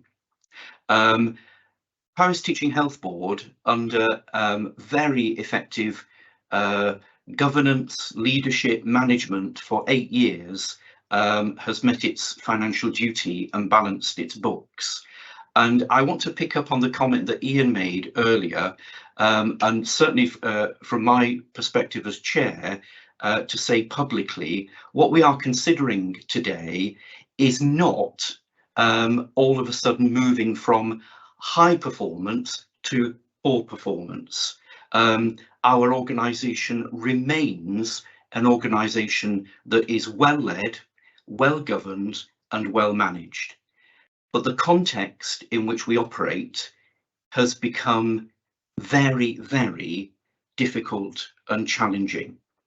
I also want to pick up on Carol's point earlier in that, yes, it's a very significant matter to approve a plan which we know will put us in a situation where we are in breach of a legal duty.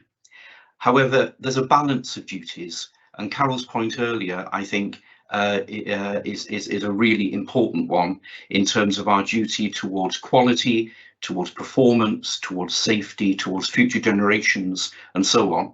So it's that balancing of meeting our legal and regulatory duties. And we're not alone. We are not an outlier. All health boards in Wales find themselves in this type of situation, which certainly means that I have confidence that our organisation remains as highly performing as it has done now over many years. And so the context is what is proving difficult and very challenging. So the recommendation today is to approve the plan that is proposed to us, and to approve it as a working plan, a plan at a point in time. And going back to Steve's slide earlier with that cycle, we know that it will be presented to Welsh Government. We will Welsh Government will respond, and then we will have to respond, if you like, to Welsh Government's comments and feedback and indeed decisions. But we will go through that cycle. It is a point in time. We know that there's more work to be done, and we know that there is a plan in place, or there are plans in place, to take us forward in a constructive and effective way. In approving this plan, we also endorse the area plan of the Regional Partnership Board, and we endorse the descriptions that we've had of how we will take the work forward into the future. So I put that recommendation to us as a board, and as is our practice in online meetings, if you agree with the recommendation, please, you don't need to do anything, but if you would like to comment further or to dissent from the recommendation, would you please indicate?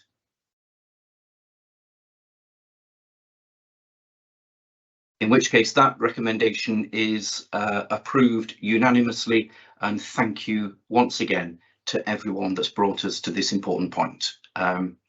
So we move on, but just before we break for lunch, and I'm going to move to item 3.4 on the agenda now, and to the Velindre Cancer Centre situation.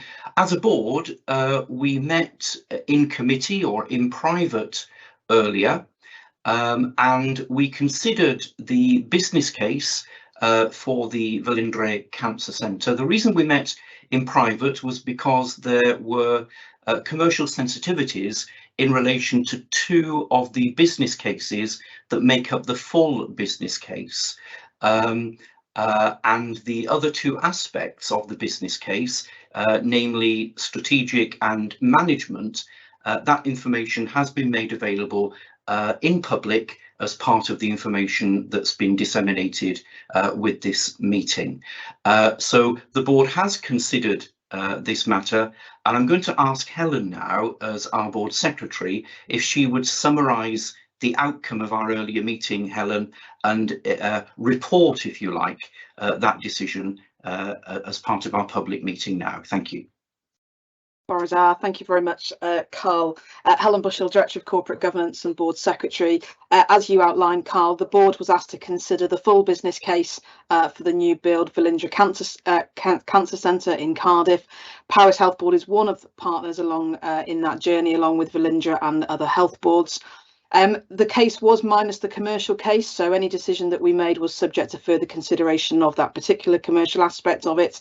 As you rightly said, the cover paper with the management case and strategic case is available on our website for public view.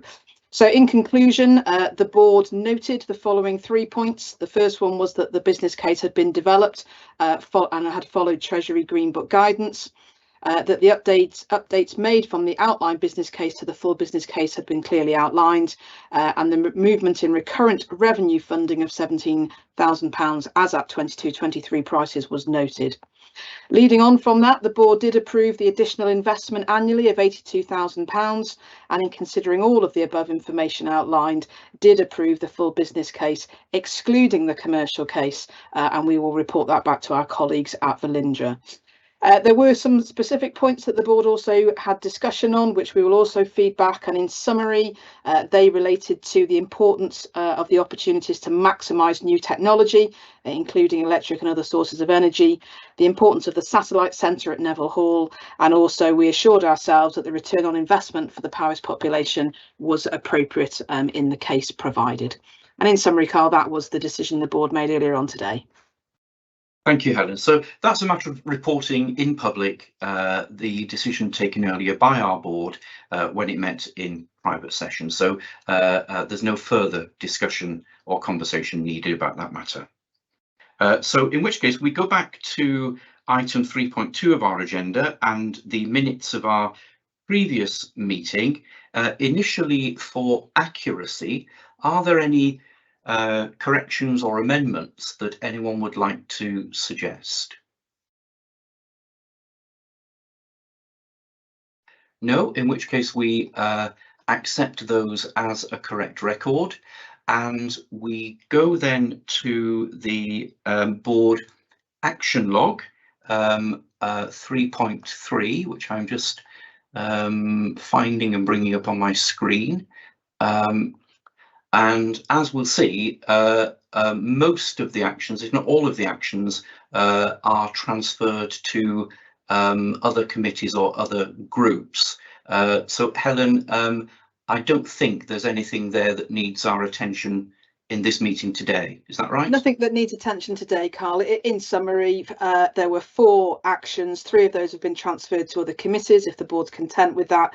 One of them, which relates to the digital strategic framework coming back to board, is not yet due and currently on our forward plan for early into 23-24. Thank you. Does anyone want to come in about any of those any of those actions from our previous meeting? No. Are there any other matters arising from the minutes of our last meeting that we haven't dealt with and will not deal with in a different way? No. Well, thank you very much. So I'm going to suggest that we break now. We've made up a little bit of time. We've now got 5 minutes of our lives to do with whatever we want to do with, and so we will reconvene as planned at 1:15, and so we break for lunch now, and I'll see you all again at 1:15. Thank you very much.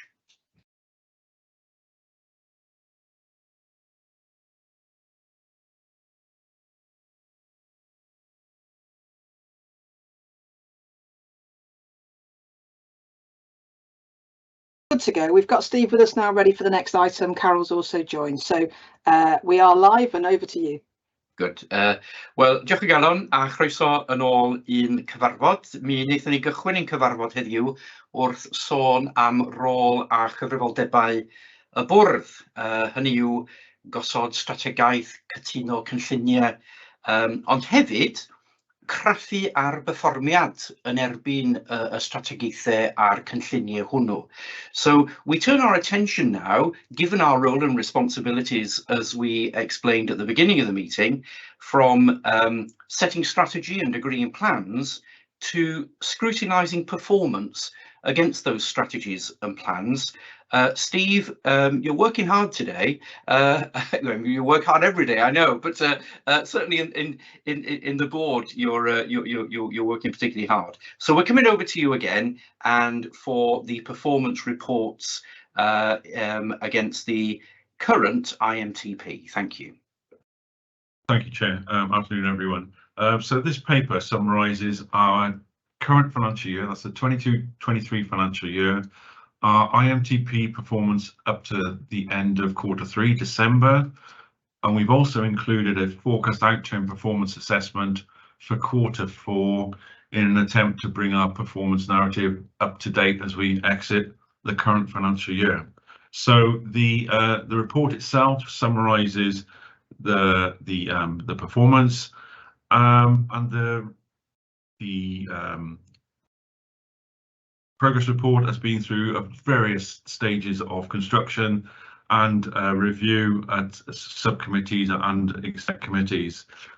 The report itself includes a number of changes to the plan, and whether those have been approved or not during the production time, and also sort of a moderation and challenge process with executive colleagues and with each other in terms of response and progress against our current extant IMTP. So the construct of the report is in four components. It shows a review of the IMTP that we're currently operating in, any changes that we've requested as part of the review process, forecast year-end position, and then reflections and learning. The change requests are covered in the cover paper, and those have all been approved and incorporated. The progress report itself is 62 pages long, and it covers all of our current strategic priorities and aims within the IMTP. And I'd probably want to draw colleagues' attention to page 2 of the detailed report, where the pie charts are described. And so page 2 provides a summary of the progression to the end of Q3. And then within the further detailed sheets includes a Q4 performance estimate. And where we're either behind track or failing to deliver, we've signalled if that action is then relevant to be carried forward into the new planning round, into our integrated plan, to be picked up as part of the delivery in 23-24 and beyond. On the pie charts themselves, you'll be able to see that we've made the most progress on digital and focus on well-being, and we've made the least progress on tackling the big four and joined up care. And where we are behind in those two areas, that's primarily due to either delay in new service models coming online that we wish to embark upon, or a recruitment slippage. Those are the two broad themes as why we're behind. As I've said, where we are behind, we are picking those up in terms of our integrated plan for next year, and particularly under the umbrella term of our accelerated sustainability model. I'll pause there, Chair, and accept questions in which I might need to draw colleagues in upon to answer. Thank you. Thank you very much. Do we have anyone that wants to comment or ask a question at this stage?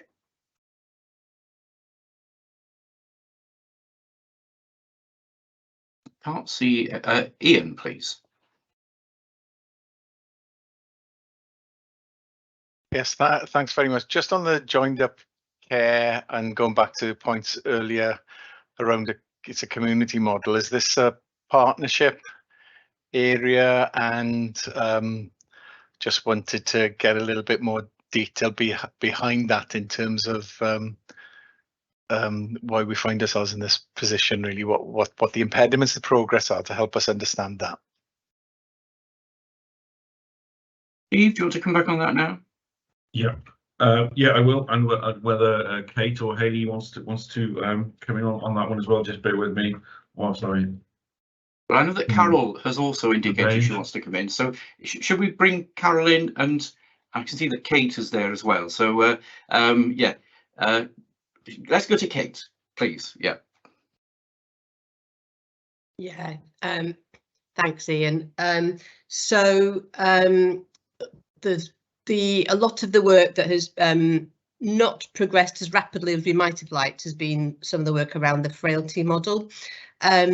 It's really closely linked to the other stream of work, which is the 6 goals for emergency care model, which we're running along with that now.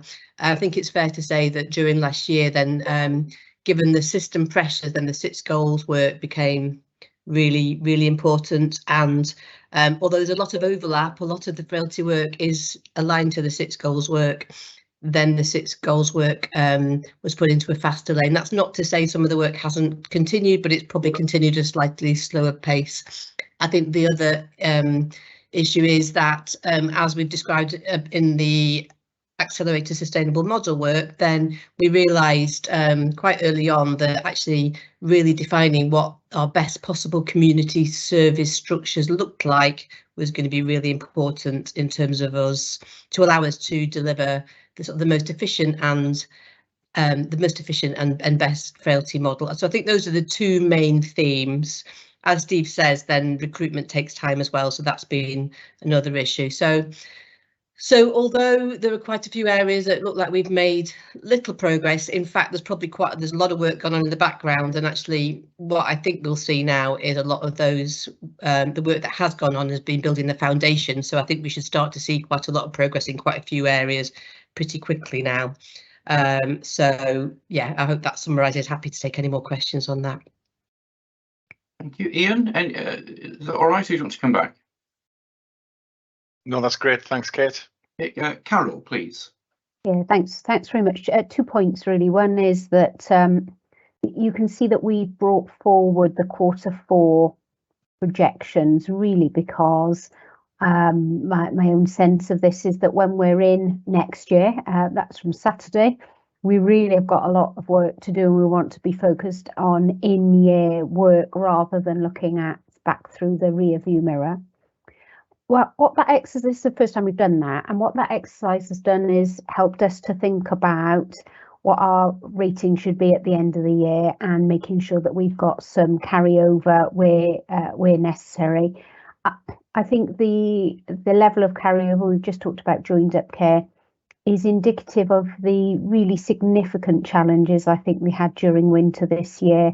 The worst winter I've ever experienced in the NHS, and I think I heard that universally from other colleagues. So to quite a large extent, trying to keep the wheels on the bus during the winter was taking most of the management capacity and time and effort. And indeed, we considered the local choices framework in terms of where we were putting our efforts. So hence, I do think that Kate's absolutely right. You know, we've got some momentum built now with the sustainable model work. We've got a design workshop for the community element coming up in April, and I think that will help us enormously. So just those two comments really, Chair. One is on the process, so that we're dealing with in-year performance by the end of this year, and then us reflecting those areas where the particular pressures have come through. And joined up care is a really hard area, which is why we've got to prioritise it. And I know Nina spoke earlier in relation to the area plan item. This is true partnership work in order to make progress here. So I hope that's helpful. Thank you. And we'll go to Mark.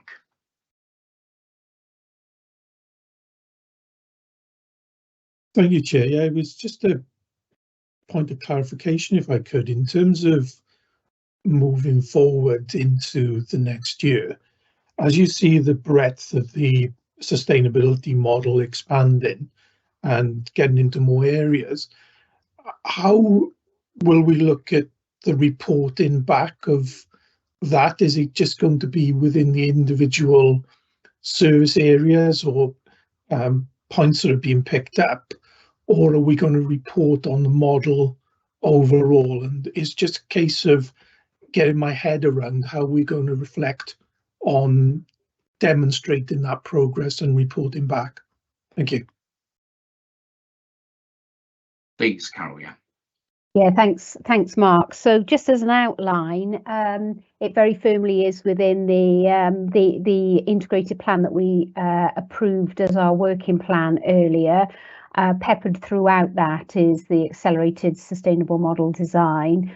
We are just working on the different approaches here, including the management approach. So what is the best way to report progress through any escalations, etc. Helen and I know, are going to have another conversation about our transformation and value subgroup of the exec committee, and the reporting through, obviously, to the delivery and performance committee, because you will want to, I'm sure, given we hold quite a lot of stall in having to redesign the service model, you will want to have close oversight of the progress and any difficulties that we might be having to navigate with that. But I would see that being the D&P committee having oversight of delivery of those plan aspects. Thank you. And just picking up on that, I should have perhaps asked earlier, Mark. Of course, this report has already been considered by the Delivery and Performance Committee. Are there any observations or any information from the committee that you chair that you want to bring to the attention of the board?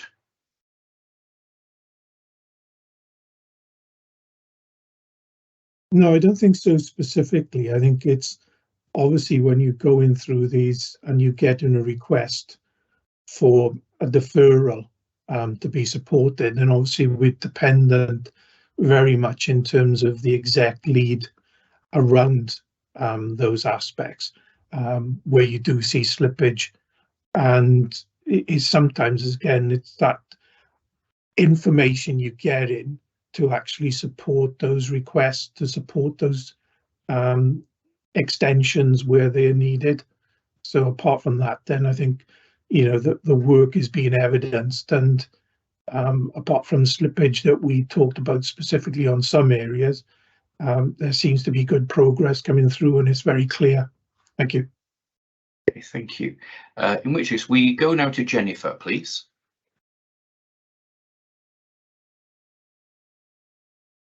Hi, Jennifer Owen Adams yma, independent member, Powys Teaching Health Board. My question is about the process really, and any issues arising from that process. So I'm interested to know about what is the process for how this report is pulled together? You know, is it a continuous process, or is it a sort of an end of quarter, very sort of condensed period of activity? And in relation to that process, I was interested to know did you find any surprises? Were you surprised by any of the outcomes or any of the updates that you came across when you were compiling this report? And if so, could anything be done to the process to mitigate any surprises? I'm not suggesting there would be or could be, but I'm just trying to understand how on top of how contemporary are we in knowing what is out there right now and the progress that we are making. Diolch. Steve, would you like to respond to that? Yep. No, please. Yeah. Thanks, Jennifer. In terms of processes, it's a bit of both, to be fair. So a lot of our performance indicators, some of them we report on daily, weekly, and so on and so forth. So we've got a good idea of the direction of travel around performance and delivery of plan. But we do go through a quarterly process where we put the call out for the more narrative component of whether we're on plan or not, and that goes through the director portfolio leads, and we build up that picture through our communication route that way. In terms of surprises, we haven't had any in this round to date, to be fair. So I think that's evident that we've got a good plan, that we understand where we are, we know our numbers, we know our business, and we know what's driving our performance one way or the other, both favourably and adverse. We never know what's around the corner, so I can't give total assurance that there won't be any surprises, but I think the surprise count, if I can use that term, is very low or zero, which is, I guess, a testament to the way that the organisation understands what's going on. Thank you. And Kirsty, please. Thank you. Can I pick up some work that is going to be carried on into the new plan in maternity services? So the directive says that implementation of the birth rate plus recommendations, there was no progress in quarter 3, and that work will be carried on. And it would be great to understand what issues there may have been in that work, and whether those issues can be overcome and we can make some progress in quarter 4 and going onwards. I note, and I'm very pleased, and I know when I met a midwife in Llanidloes, she was very pleased about the capital investment in the new birthing centre in Llanidloes. But the plan says that there's no further work in terms of HIW recommendations in Knighton and the Knighton Birthing Centre, and I just wondered whether we could whether we could confirm that that is still the intention for that work to go ahead. Thank you, Kirsty. I can see that Claire has switched her camera on, so I'm assuming that Claire, you will come in and respond to that. Yeah, thank you, Carl. Thank you, Kirsty. So I can respond to the first question, which was in relation to birth rate plus. And this has been because there has been a number of changes within the way the Birth Rate Plus central team have been undertaking their reports and working with the network and other health boards. So it's not necessarily that we haven't taken forward anything that has been proposed in that Birth Rate Plus report. It's more of a case that there's some organic changes that are ongoing at the moment. So I can answer that part of the question for you. Thank you. And Kirsty's, the other part of Kirsty's question, to Hayley, please. Yeah, thank you, Chair. Just in terms of that question, the plan is to do the outstanding HIW recommendations in both Llanidloes and in Knighton, Kirsty. It's just going into next financial year, to get it done. Thank you. Robert has a question on commissioned work, Steve. Are we taking all questions now, or do you have any additional input into this discussion? All I was going to say, Chair, is that the actual performance for Q4 will be wrapped up in our production of the annual report. Sure. So, yeah. Thank you. Okay, so Robert, please. Yes, we do look at this data in detail in the Performance Committee, but my question is more general, Steve, really. Is there any indication from our providers, from the people who deliver our services under our commissioning arrangements or with WAST, that maybe there's a quiet optimism out there that perhaps if we haven't turned the corner with some of the dreadful stats that we've received in the past, that maybe we can see the corner? I'm just looking for, you know, there's a lot of work and a lot of effort and a lot of extra money is being spent on numerous initiatives. And of course, the figures vary from month to month a little bit. So just looking at the figures themselves perhaps doesn't tell the story. I'm just wondering if there's, you know, if there's a little bit of quiet optimism there, without trying to raise expectations too much, that maybe if you take the WAST figure, for example, you know, 38% reds and so on, that maybe things are going to get a little bit better. Thank you. So yeah, no, I think there is, to be fair. I mean, from a capital perspective, pretty much everyone around us is building more capacity, whether that be day case theatres, diagnostic hubs, cancer centre that we talked about earlier in terms of Neville Hall development and South Wales. So our commissioned services are definitely building up capacity and capability to offer more timely care. I mean, from a WAST and emergency care perspective, they've got a very detailed improvement plan to improve performance, both outside A&E departments, so forecourt waits, but also waits in the communities. I mean, a lot will need to be done, Robert, to get sustained improvement, but I think there is an optimism coming through a variety of places that sees the NHS trying to step up and deliver on some of these difficult challenges that both patients and staff have been facing. Hayley, would you like to add to that? Did I? No? Oh, I thought I... Robert, are you okay? Or would you like to come back? Yep, okay. Thank you. And Carol, please. Oh, yeah, sorry, Carol. I think Kate wanted to come in on the WAST performance, but no, sorry, I'm just catching up with the chat vein. But no, Carol, please carry on. Thank you. No, that's fine. You know, I think Steve's right in relation to Robert's question about commissioned services. I think the biggest risk now is what the financial challenge brings in terms of the ability of health boards in particular. Well, and Trust in England, you know, this isn't a Welsh public sector financing issue specifically. We spend a lot of money in the NHS at the moment on additional workforce solutions because of the gaps we've got. If that gets curtailed because of the financial difficulty, I think that does risk impacting, you know, additional lists going on and additional bed capacity and those sorts of things. So I do, you know, I'd love to see that corner, Robert, or light at the end of the tunnel, or whatever we like to call it. It feels like it's going to be a pretty tough environment. The motivation is there, of course, and you know, we've got things like GIRFT, getting it right first time, which was mentioned earlier in the meeting. So there are efficiencies with the current resource, but I think there are some key resource, i.e. workforce challenges as well, that are not going to be quick fixes over the next 12 months. Thank you, Carol. I can't currently see anyone else wanting to contribute at this stage of the discussion. Please indicate if you would like to.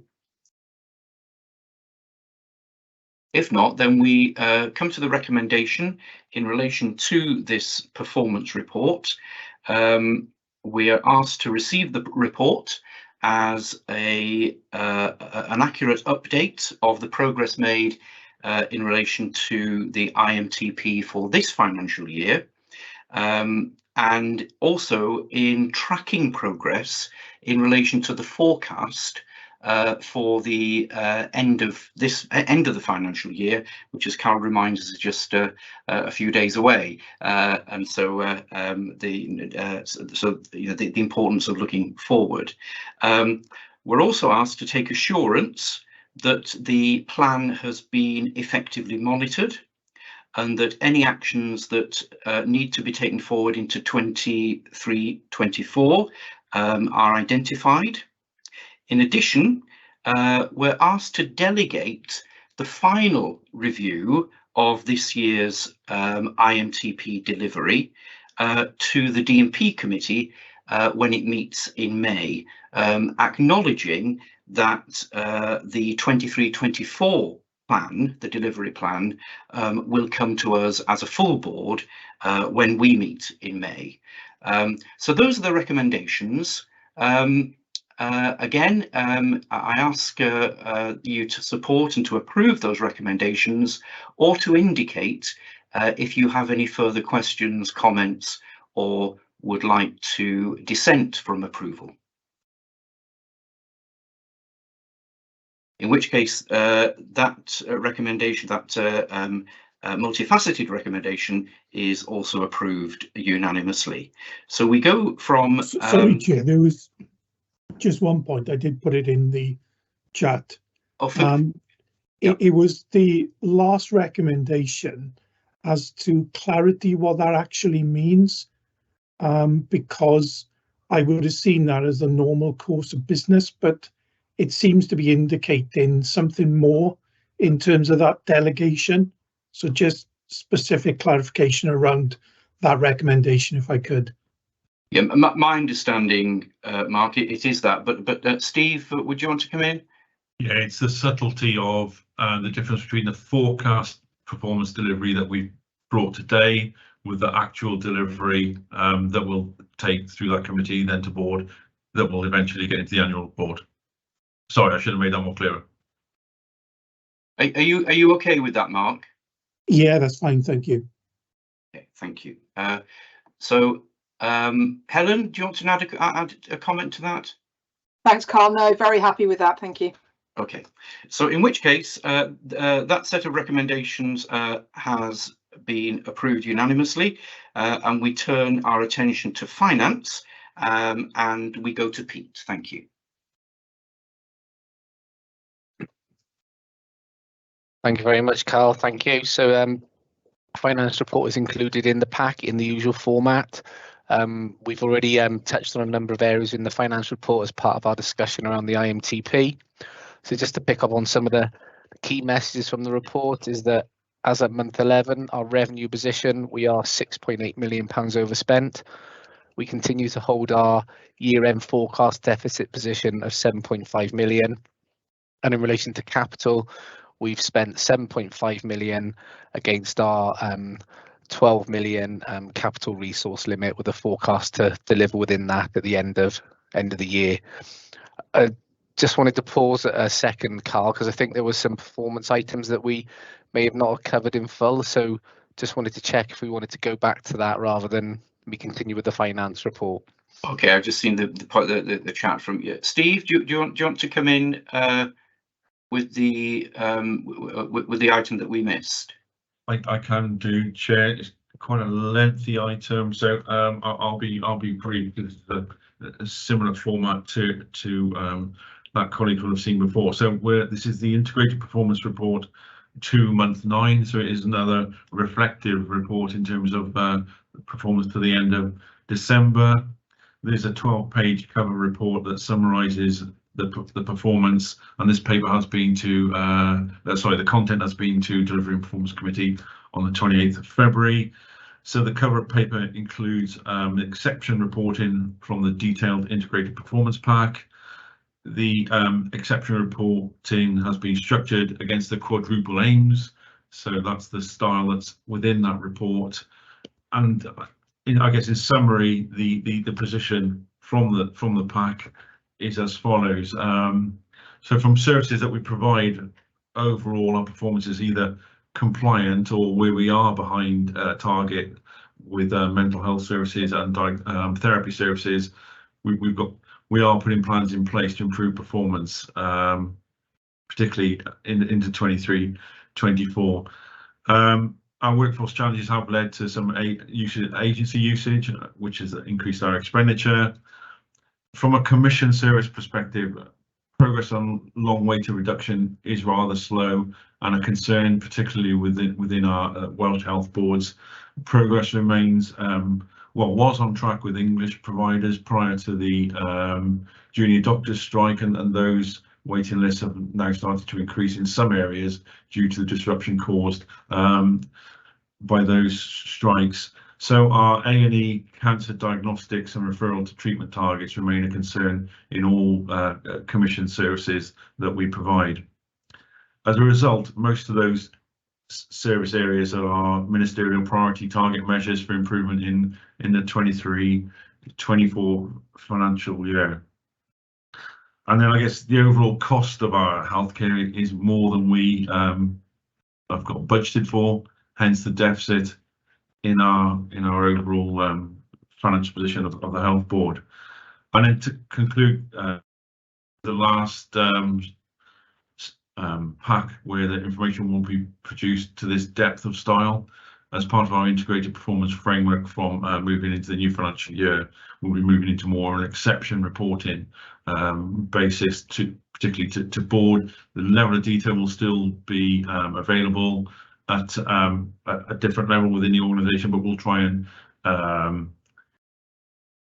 use the exception reporting to bring through the key issues to board members and deal with some of the other detail in other committees and operational working groups in the health board. So I'll pause there. Thank you. Thank you, Steve, and apologies from me for skipping over that very important report. And thank you for pulling us back to that. Mark, you'd like to come in? Yeah, thank you, Chair. I was glad to see that Stephen picked up one of the points I was going to make, which is around therapies, where it's been concerning that you've seen the decline in that performance, I think, from quite a strong start in terms of post-COVID recovery into much longer waits. And obviously, you know, we had the patient stories around physio earlier on and the importance of that, but you can see the breaches in terms of over 14 weeks now increasing quite significantly. So I was pleased Stephen picked that up as terms of an area of concern that was highlighted when we have looked at this previously. Thank you. Thank you. We'll go to Ronnie and then to Kirsty, and then we'll invite a response. Please, Ronnie. Thank you. Steve, you've referenced the issue of agency spend. I just wondered, against the background that our sickness rates for staff seem to be increasing rather than decreasing. I think that's true, but I'm open to correction on the point. Does that mean that our spend on agency is also increasing? Thank you. Would you like to respond to those first of all, Steve, and then we'll go to Kirsty and Simon?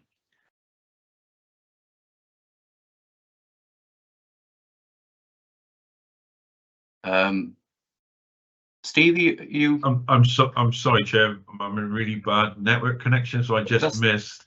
I think Kirsty's in the same place. Yeah, next door to me. So I've missed all of those questions, I'm afraid. Right. Okay. Let's go back. If I can ask that Mark and Ronnie summarise their questions, please. Mark. Thank you, Chair. It was relating to the therapies. I think you mentioned briefly, and I think I was just highlighting concerns around the decline in performance around those, and the importance of bringing back that performance within that area. Thank you. And Ronnie. Okay. Thank you, Steve. You mentioned the issue of agency spend. I'm just wondering about how the dynamic of that currently looks, because as I understand it, our sickness rates are actually increasing and not decreasing, but I'm entirely open to correction on the point. If that is the case, does that mean our agency spend is also increasing? Thank you. Steve. Thank you. And apologies for that network problem. I'll start. I may need to draw other colleagues in. I'm not sure whether Lucy is still on the call, for example, around therapies. So yeah, I mean, at the moment, yeah, we've got an imbalance between demand for services through referrals and the capacity to deliver it, and staff turnover and sickness and so on has then caused that imbalance that we're struggling to correct. Lucy, do you just want to come in there on that, please?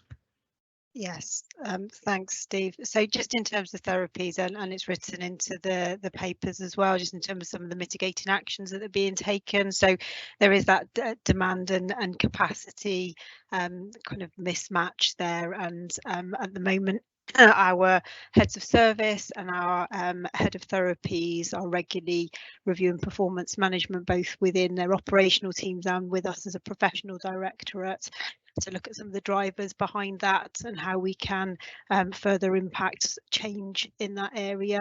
We've done a huge piece of work around caseload management, looking at our patients waiting on our caseloads, not necessarily those that are just awaiting new appointments as well. And that will drive some of the figures where we're looking to improve performance around those caseload numbers as well. So I think on the whole, we are in a very positive position in terms of knowing what we've got, both on our waiting list from a new patient and a follow-up position. There's been a huge amount of work and there's a huge amount of monitoring going on around those therapy figures as well. And as you can see within the paper, there has been an uplift in capacity in some of those concerning areas, just to ensure we are trying to meet that demand. Thank you. Thank you. Carol, would you like to add a point to that, please? Yeah, thanks very much. In the detailed report, there is an indication about data quality. So that is an amber flag at this stage. We're getting right underneath it to ensure that issues of things like duplicate records or records that should be included in the core reported list are actually included. And so the digital team is supporting the performance colleagues in ironing out that with clinical colleagues. So that will be an item that we will be discussing at our executive finance and performance meeting in particular, because the numbers are going in completely the wrong direction for us. And as Mark said, this is an area where we were particularly strong before. So we need to a bit more underneath that. And as Steve indicated earlier, as these reports now transition to the new style reports, we will have more detail on a smaller number of really key escalated issues that the board will be able to track more closely. Thank you. And Steve, just take Ronnie's point around agency spend. Yeah, I mean, obviously, Pete will cover some of this when we get into the finance. Unless you'd like to do it now, Pete, on this related subject. Happy to come in. Yeah, Ronnie, it's a good point. Included in the finance report, it's on page 6 of the finance report, is it details that our agency spend in percentage terms of our total pay bill is the highest across health boards in Wales. So we know it's an area of concern.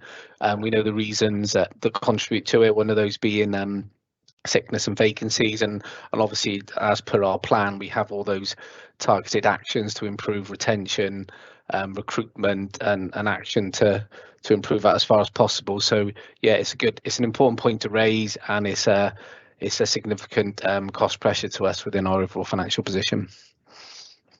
Thank you. So we're going on to Simon and then to Kirsty, and then we'll sum up this item before moving on to the finances. So Simon, please. Thank you, Chair. Simon Wright, independent member. On page 56, the neurodevelopment assessment does seem to have dropped quite substantially, and I just wondered, one of the mitigations was an IBG funding that makes reference to monies beyond March 23. So I just wondered whether that had been secured and whether we can expect the performance on this one to be turning a corner. And Kirsty? Sorry. Thank you. Stephen, picking up Carol's point about having sound data on which to be able to monitor performance, you've highlighted, and I think we've spoken before about the some of the data we've got on outpatients. Yeah. And I just wondered whether that work to clean up that data is progressing or has been completed so that we've got an accurate picture of where we are, because I know that there's concerns, there's lots of duplication that perhaps is not giving us a true picture of where we are. And then to follow up on Simon's point, I think there are two areas of concern in this particular part of our work. That is ND, where the graph is going in the wrong direction over a number of months. We've seen a slight tick up in adult mental health, but we're still way off our target, even though there has been, as I said, an uptick in the graph. And I just wondered what more we can do to support that particular area of work. Notwithstanding, you know, we're the best in Wales in ND, but we're still not where any of us would want to be in those services. Thank you. If I pick up the follow-up position, and then I don't know whether Hayley or Kate, wants to come in on the general update on neurodevelopmental. So, in terms of follow-up outpatients, that's the issue we've had for some time. Kirsty, you're absolutely right. It's taking longer than expected, multifactorial in terms of what the issues are. Some data related, some user related, some system related. We gave a commitment at the February Finance and Performance Committee that we would have it resolved within 3 months of that date. So we've got until the end of April to resolve it, and I believe we're on course to get that cleanup completed. Kate, please.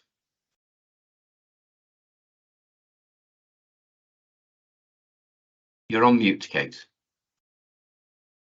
Apologies, I thought I didn't click hard enough. So in terms of ND, then, so I think there are a few factors at play. There's been vacancy and quite a lot of significant sickness in a small team. And with small numbers, that can impact the figures. So we kind of need to keep a little bit of an open mind, but watching it very, very carefully.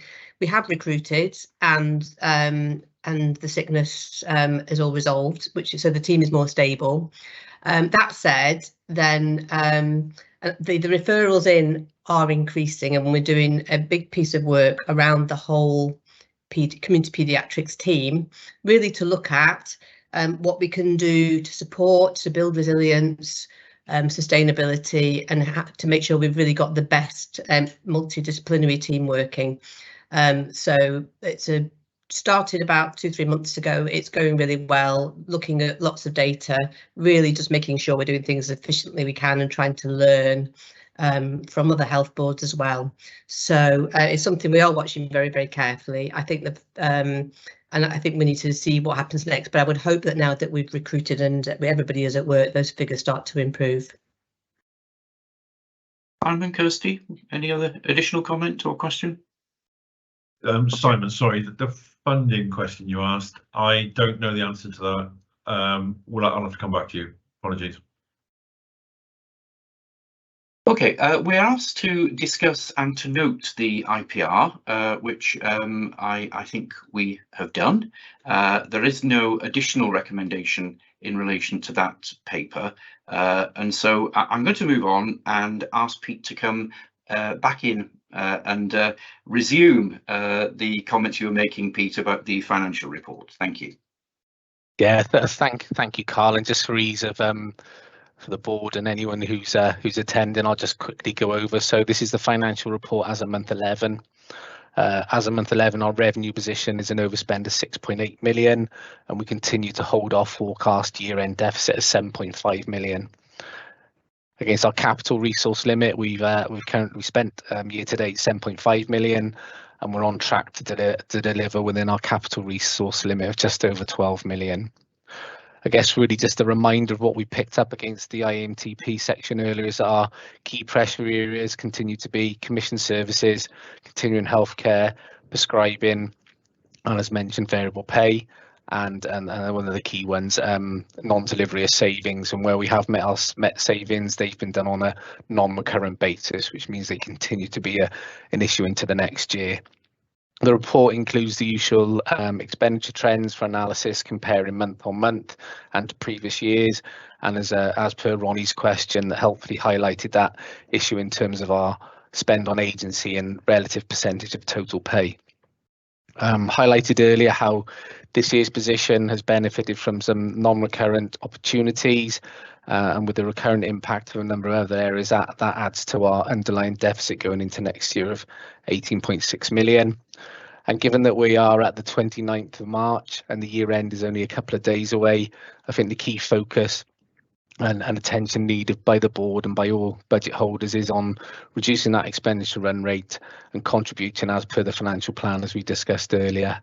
So I'll pause there, Carl, and happy to take any questions. Thank you, Pete.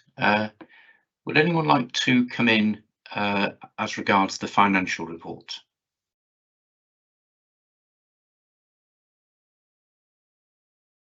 Can't see anyone. No. So Mark, yes, please.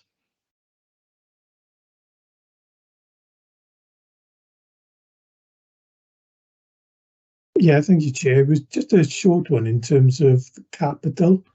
Given where we are in the year, there still seems to be quite a large gap between confirmed spend and the final outturn.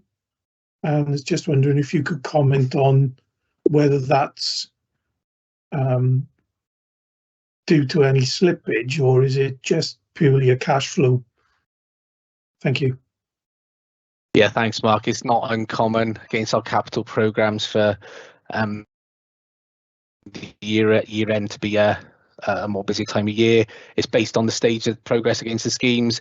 We do have elements of work in progress that we account for at the end of the year, but it's all on track and nothing to escalate in terms of any concern about delivering that year end position as forecast. Thank you. And Ronnie, please.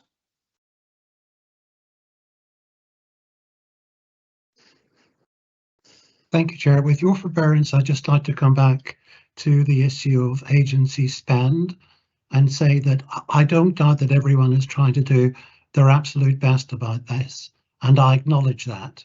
But for some reason, we lack the ability to get on top of it, and I do have a concern about that. And I wonder, therefore, if it's appropriate to ask for a detailed paper on agency spend to the appropriate committee of the board, please. Thank you. Carol, would you like to come in as regards that? Yeah, thank you. I was just busily typing in the sidebar. Happy to come in. So thank you very much, Chair.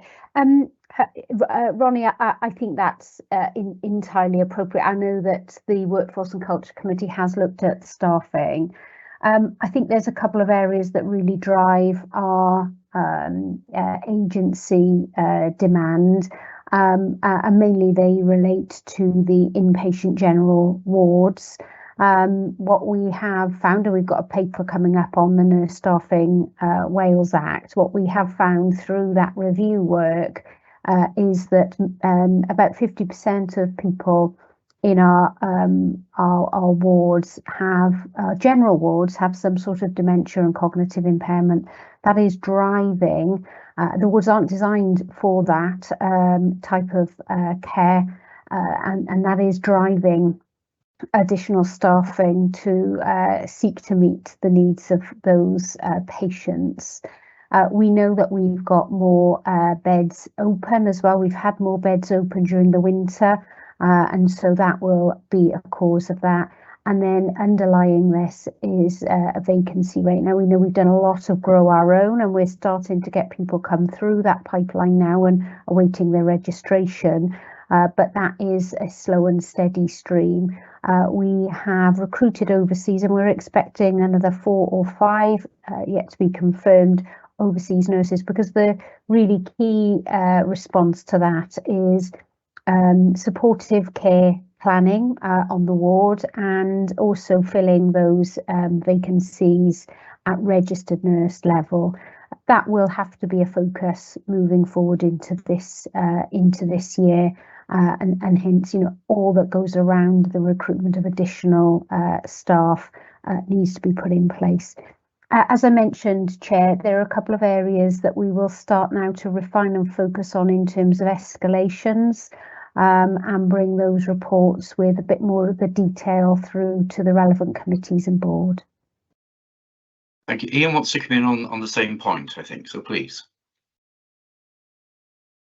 Yes, thanks, Carl, and thanks, Carol, for the explanation. I just wanted to pick up on the fact that this kind of tension that we've got right across the piece throughout the themes today, not least the IMTP on the tension between doing stuff in the short term and doing stuff in the long term. And it just strikes me on from a workforce and culture committee perspective, there's a lot of great work that's going on to focus on the long term, and it just strikes me that the biggest challenge for us is at a time where we may want to be looking very carefully. Well, clearly we do want to be looking carefully at our financial position.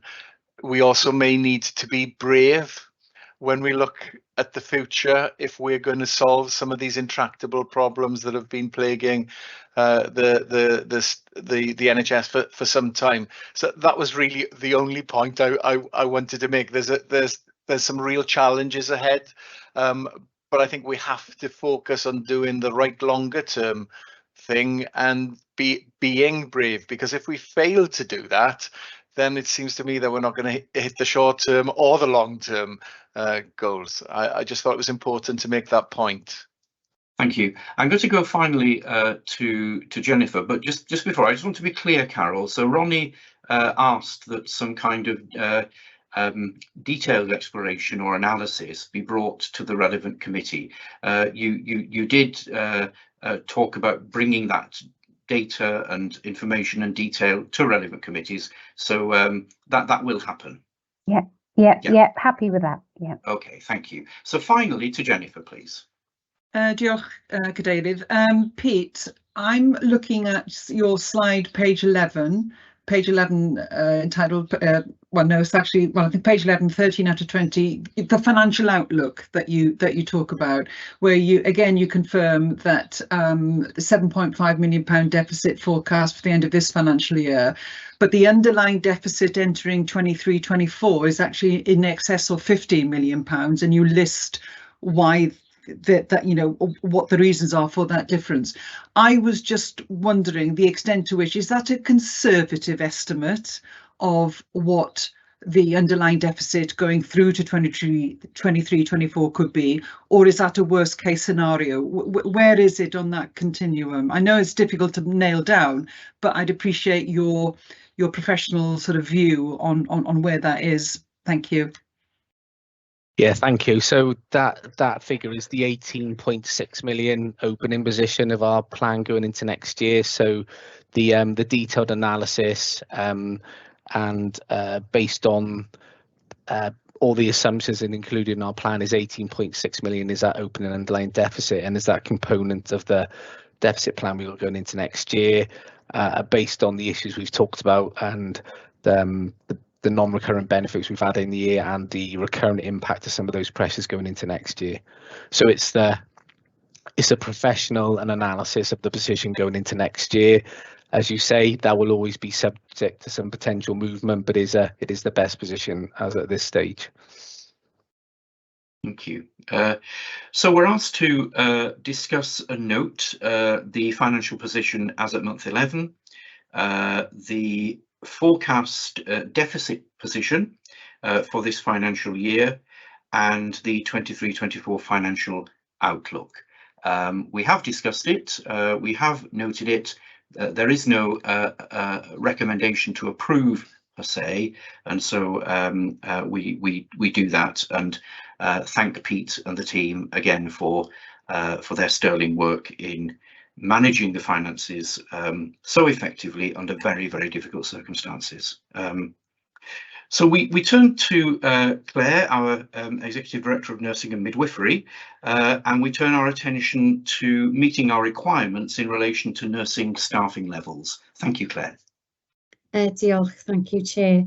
So we'll take the paper as read, but there was just some key points that I'd like to focus on. So the Nurse Staffing Levels Wales Act 2016 places a duty on all health boards in Wales to provide sufficient nurses to allow nurses to care for patients sensitively. This report seeks to be able to present to board some context as to what this means for Powys. As you will see at the top of page 3 of the report, the 5 sections of the Act described. What is important to realise and understand is that within Powys, our wards are only covered by section 25A of the Act. We are not formally required in any way to require with the other sections of the Act. However, nevertheless, there are a number of really good best practice principles communicated in that Act that we have sought to adopt, and the report seeks to be able to describe what those are. The report goes on to describe how we approach detailed establishment reviews of the wards during Q3, our methodology for doing that, our triangulation of information, and in particularly the learning we identified, and our proposed next steps. I would like to finish, Chair, prior to taking any questions, to publicly commend and thank our incredible nursing teams that we have across each and every one of our wards within our community hospitals, both our community wards and our mental health wards. What I observed during my observations and my time with those wards was an incredible level of commitment to their wards, flexibility and ownership, and I just wanted to take this opportunity to commend them for their absolute commitment to the people of Powys and their communities. I'm very happy to take any questions. Thank you. Thank you, Claire. Does anyone want to come in and contribute to the discussion in relation to this paper? Yeah, I'll go. So firstly to Ian. Please.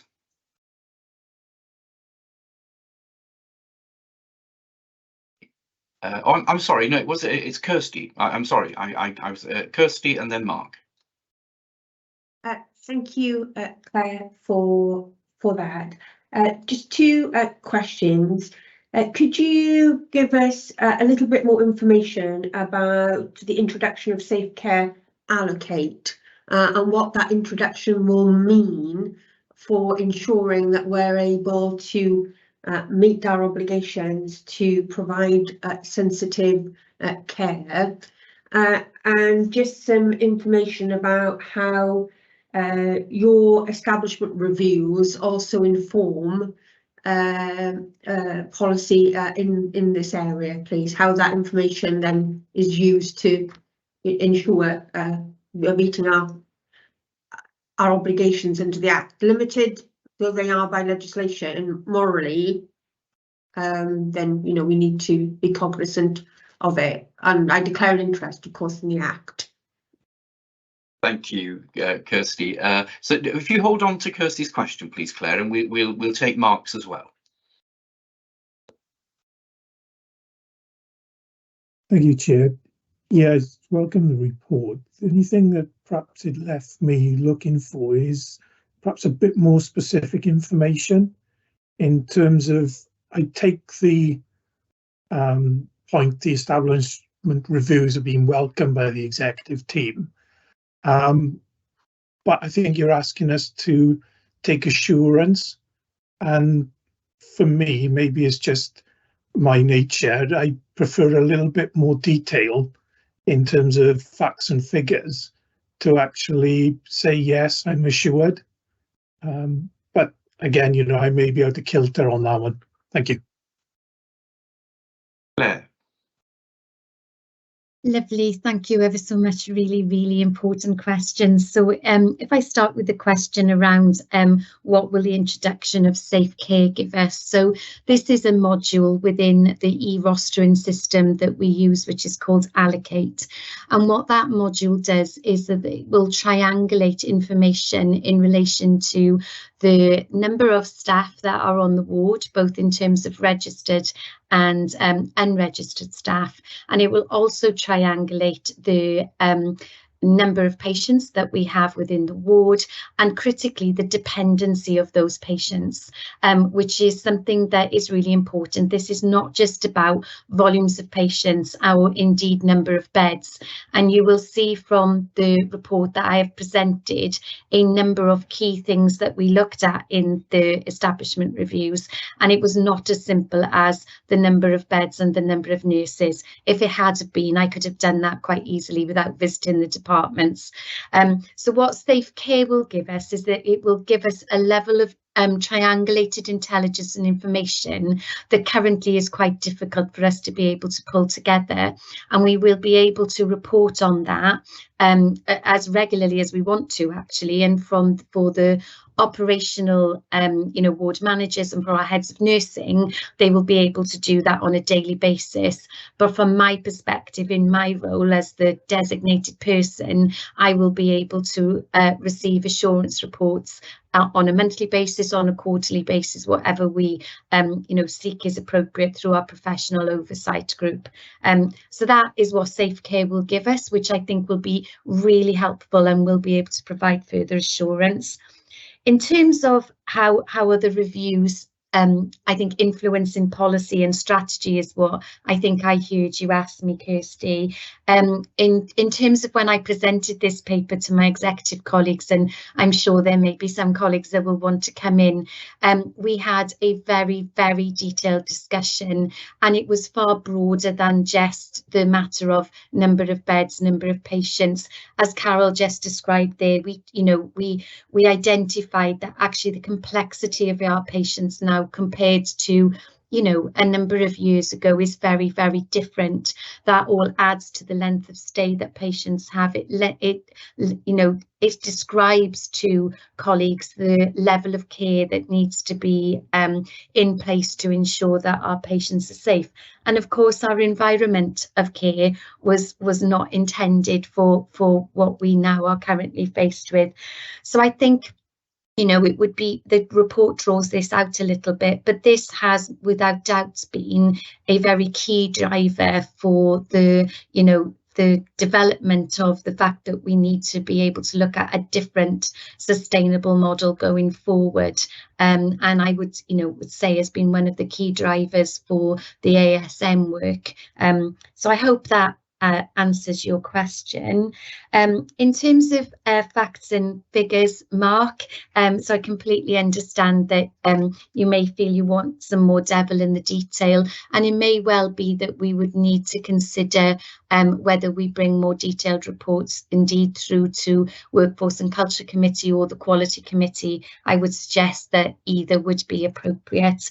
I think what I was seeking to do in this assurance report was be able to give the board assurance that these reviews are undertaken, they are taken to the executive committee. There have been very detailed conversations in that.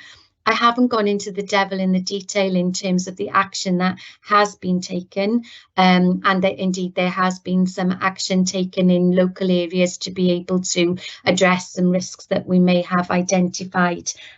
So I would certainly welcome thoughts on that ongoing forward. This is the first report that I have brought to board in relation to the Nurse Staffing Act, and indeed is the first report for a little while, because of course during the pandemic it was very difficult to be able to undertake those establishment reviews. Thank you. Kirsty wants to come in with a follow-up observation, and then we'll look to move on, I think. But Kirsty, please. Thank you very much, Claire. That's a very comprehensive answer. I just wonder, although obviously the report is related to the legislation and it's not required in the legislation, I just wonder whether you have plans or we have plans for some specific patient feedback. around staffing levels, because it'll be great to have the enhanced data that you're putting in place, as well as the establishment reviews that you've been doing. But I think it'd be really helpful for the board to be able to triangulate that data with actually how patients feel about the number of staff on the ward. And I wonder if you've got plans to incorporate some of that work at any point. So yeah, I can come back in on that, Kirsty. So obviously we've recently, been introducing the Civica system this year to be able to get patient feedback. We're also looking at other ways of triangulating incidents, concerns, complaints that actually would be related to any levels of staffing, and indeed not just in our inpatient wards, but related to any of our services and areas. But in terms of being able to really mature our patient experience and feedback, I don't want to use the word involvement, our influence that brings in terms of the organisation. We will be building on our patient experience framework as part of our implementation of the Duty of Quality and the Duty of Candour Act, and that will be a key part of that, indeed working with SLICE and Citizen Voice Body. Thank you. I go to Kate, who wants to come in as well before moving on. Thank you, Kate. Thank you. Yeah, just a quick comment really on the back of Kirsty's comment, as well as experience, and it's really important that we consider patient choice and actually acknowledge that sometimes hospitals are not the safest place for patients. So this is all part of a really important discussion, and part of our a really important part of our planning is that we know lots of people would rather be at home. So that will come into our sustainable model planning, I'm sure. But we do need to acknowledge that sometimes what we're currently delivering isn't necessarily the safest thing or what people would choose. So I think patient choice is really, really important here. Thanks very much. Thank you. So just before we come to the recommendation, Mark asked earlier for more detail to be provided in order to be able to assess the assurance given. Mark, I wonder if perhaps a discussion could be held outside of this meeting as to what level of detail, what kind of detail you might find useful, and indeed what the most appropriate route for that detail would be, whether it would be through PECS or another committee. So Helen, if you could facilitate the picking up of that conversation, that would be helpful. Very happy to do that, Carl. Sorry, what would be helpful now is whether we could conclude as a board whether we do take assurance today on the basis of the paper provided, or indeed whether you'd want to defer that subject to that conversation with Mark. Yeah, unless Mark comes in, I didn't get the sense from Mark that he was necessarily wanting to defer the assurance today, but he will come in if I've misunderstood. Yeah, thanks, Chair. No, I think the conversation that we subsequently had added a bit more colour to and depth to the report. As I say, what I was seeing there was in itself not quite enough for me, but as we started to expand and explore and we had some further feedback from Claire, then I felt more comfortable and assured in terms of as we were going through that. So I'm happy with that, and I think it may be something for the future when we've got the new system up and running, whether it's a dashboard or something which just gives a little bit of yeah, are we doing this? Yes. Are we below? Are we above where we need to be? So it was that sort of detail that I was looking for, but quite happy in terms of the assurance now. Thank you, Mark.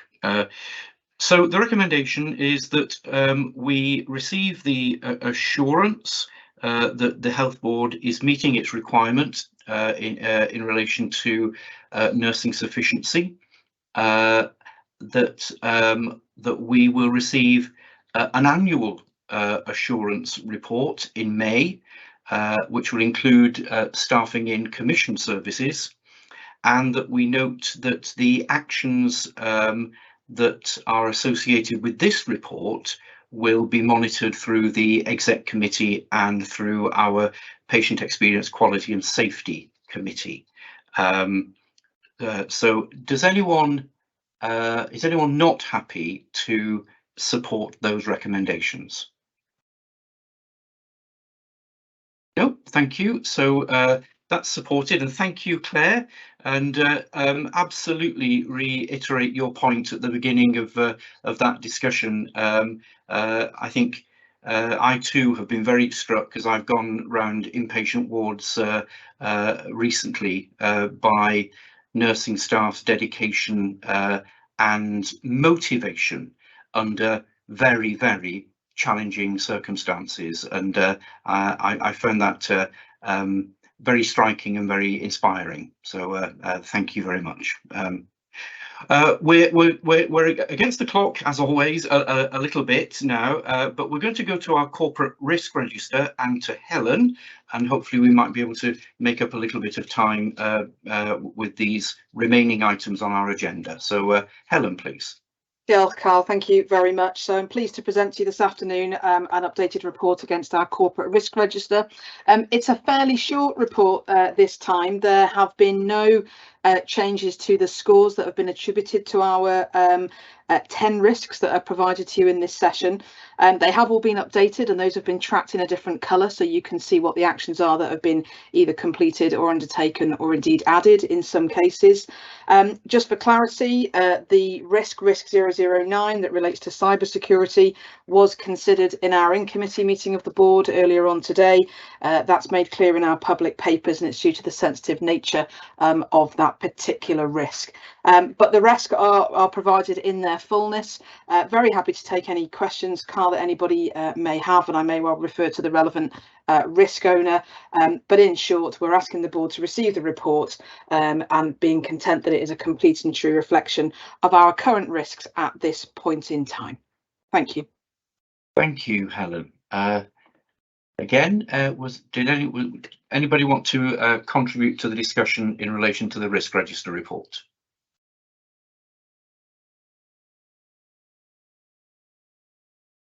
Really stunned everyone into delirium, Helen. So nobody's indicating that they do want to come in. As Helen says, it's not a lot of change. So so we're asked to receive this version of the corporate risk register and agree that it reflects the health of our organisation currently, and also to note that conversation in relation to risk CRR 009 cybersecurity was considered by the board in private session earlier today. Again, if you have any further comment or you're not happy to support that recommendation, please indicate. Thank you. That's supported, and we move to assurance reports, and firstly to the PTHB committees. So we'll take these one by one, and we go first, and we have reports, of course, from each of our committees. We go firstly to Mark and to the Audit Risk and Assurance Committee. Mark, any comments? Thank you, Chair. No, the report stands for itself. The only sort of addendum that it might have is that the closing date for accounts and the Audit Wales process has now been confirmed as the 31st of July. Thank you. Any questions to Mark? Anyone want to come in relation to that committee? No, we go to the charitable funds, the charity, the committee. I chair that committee. I don't have any additional comments to make about the report, but very happy to receive any comments or observations from anyone about it.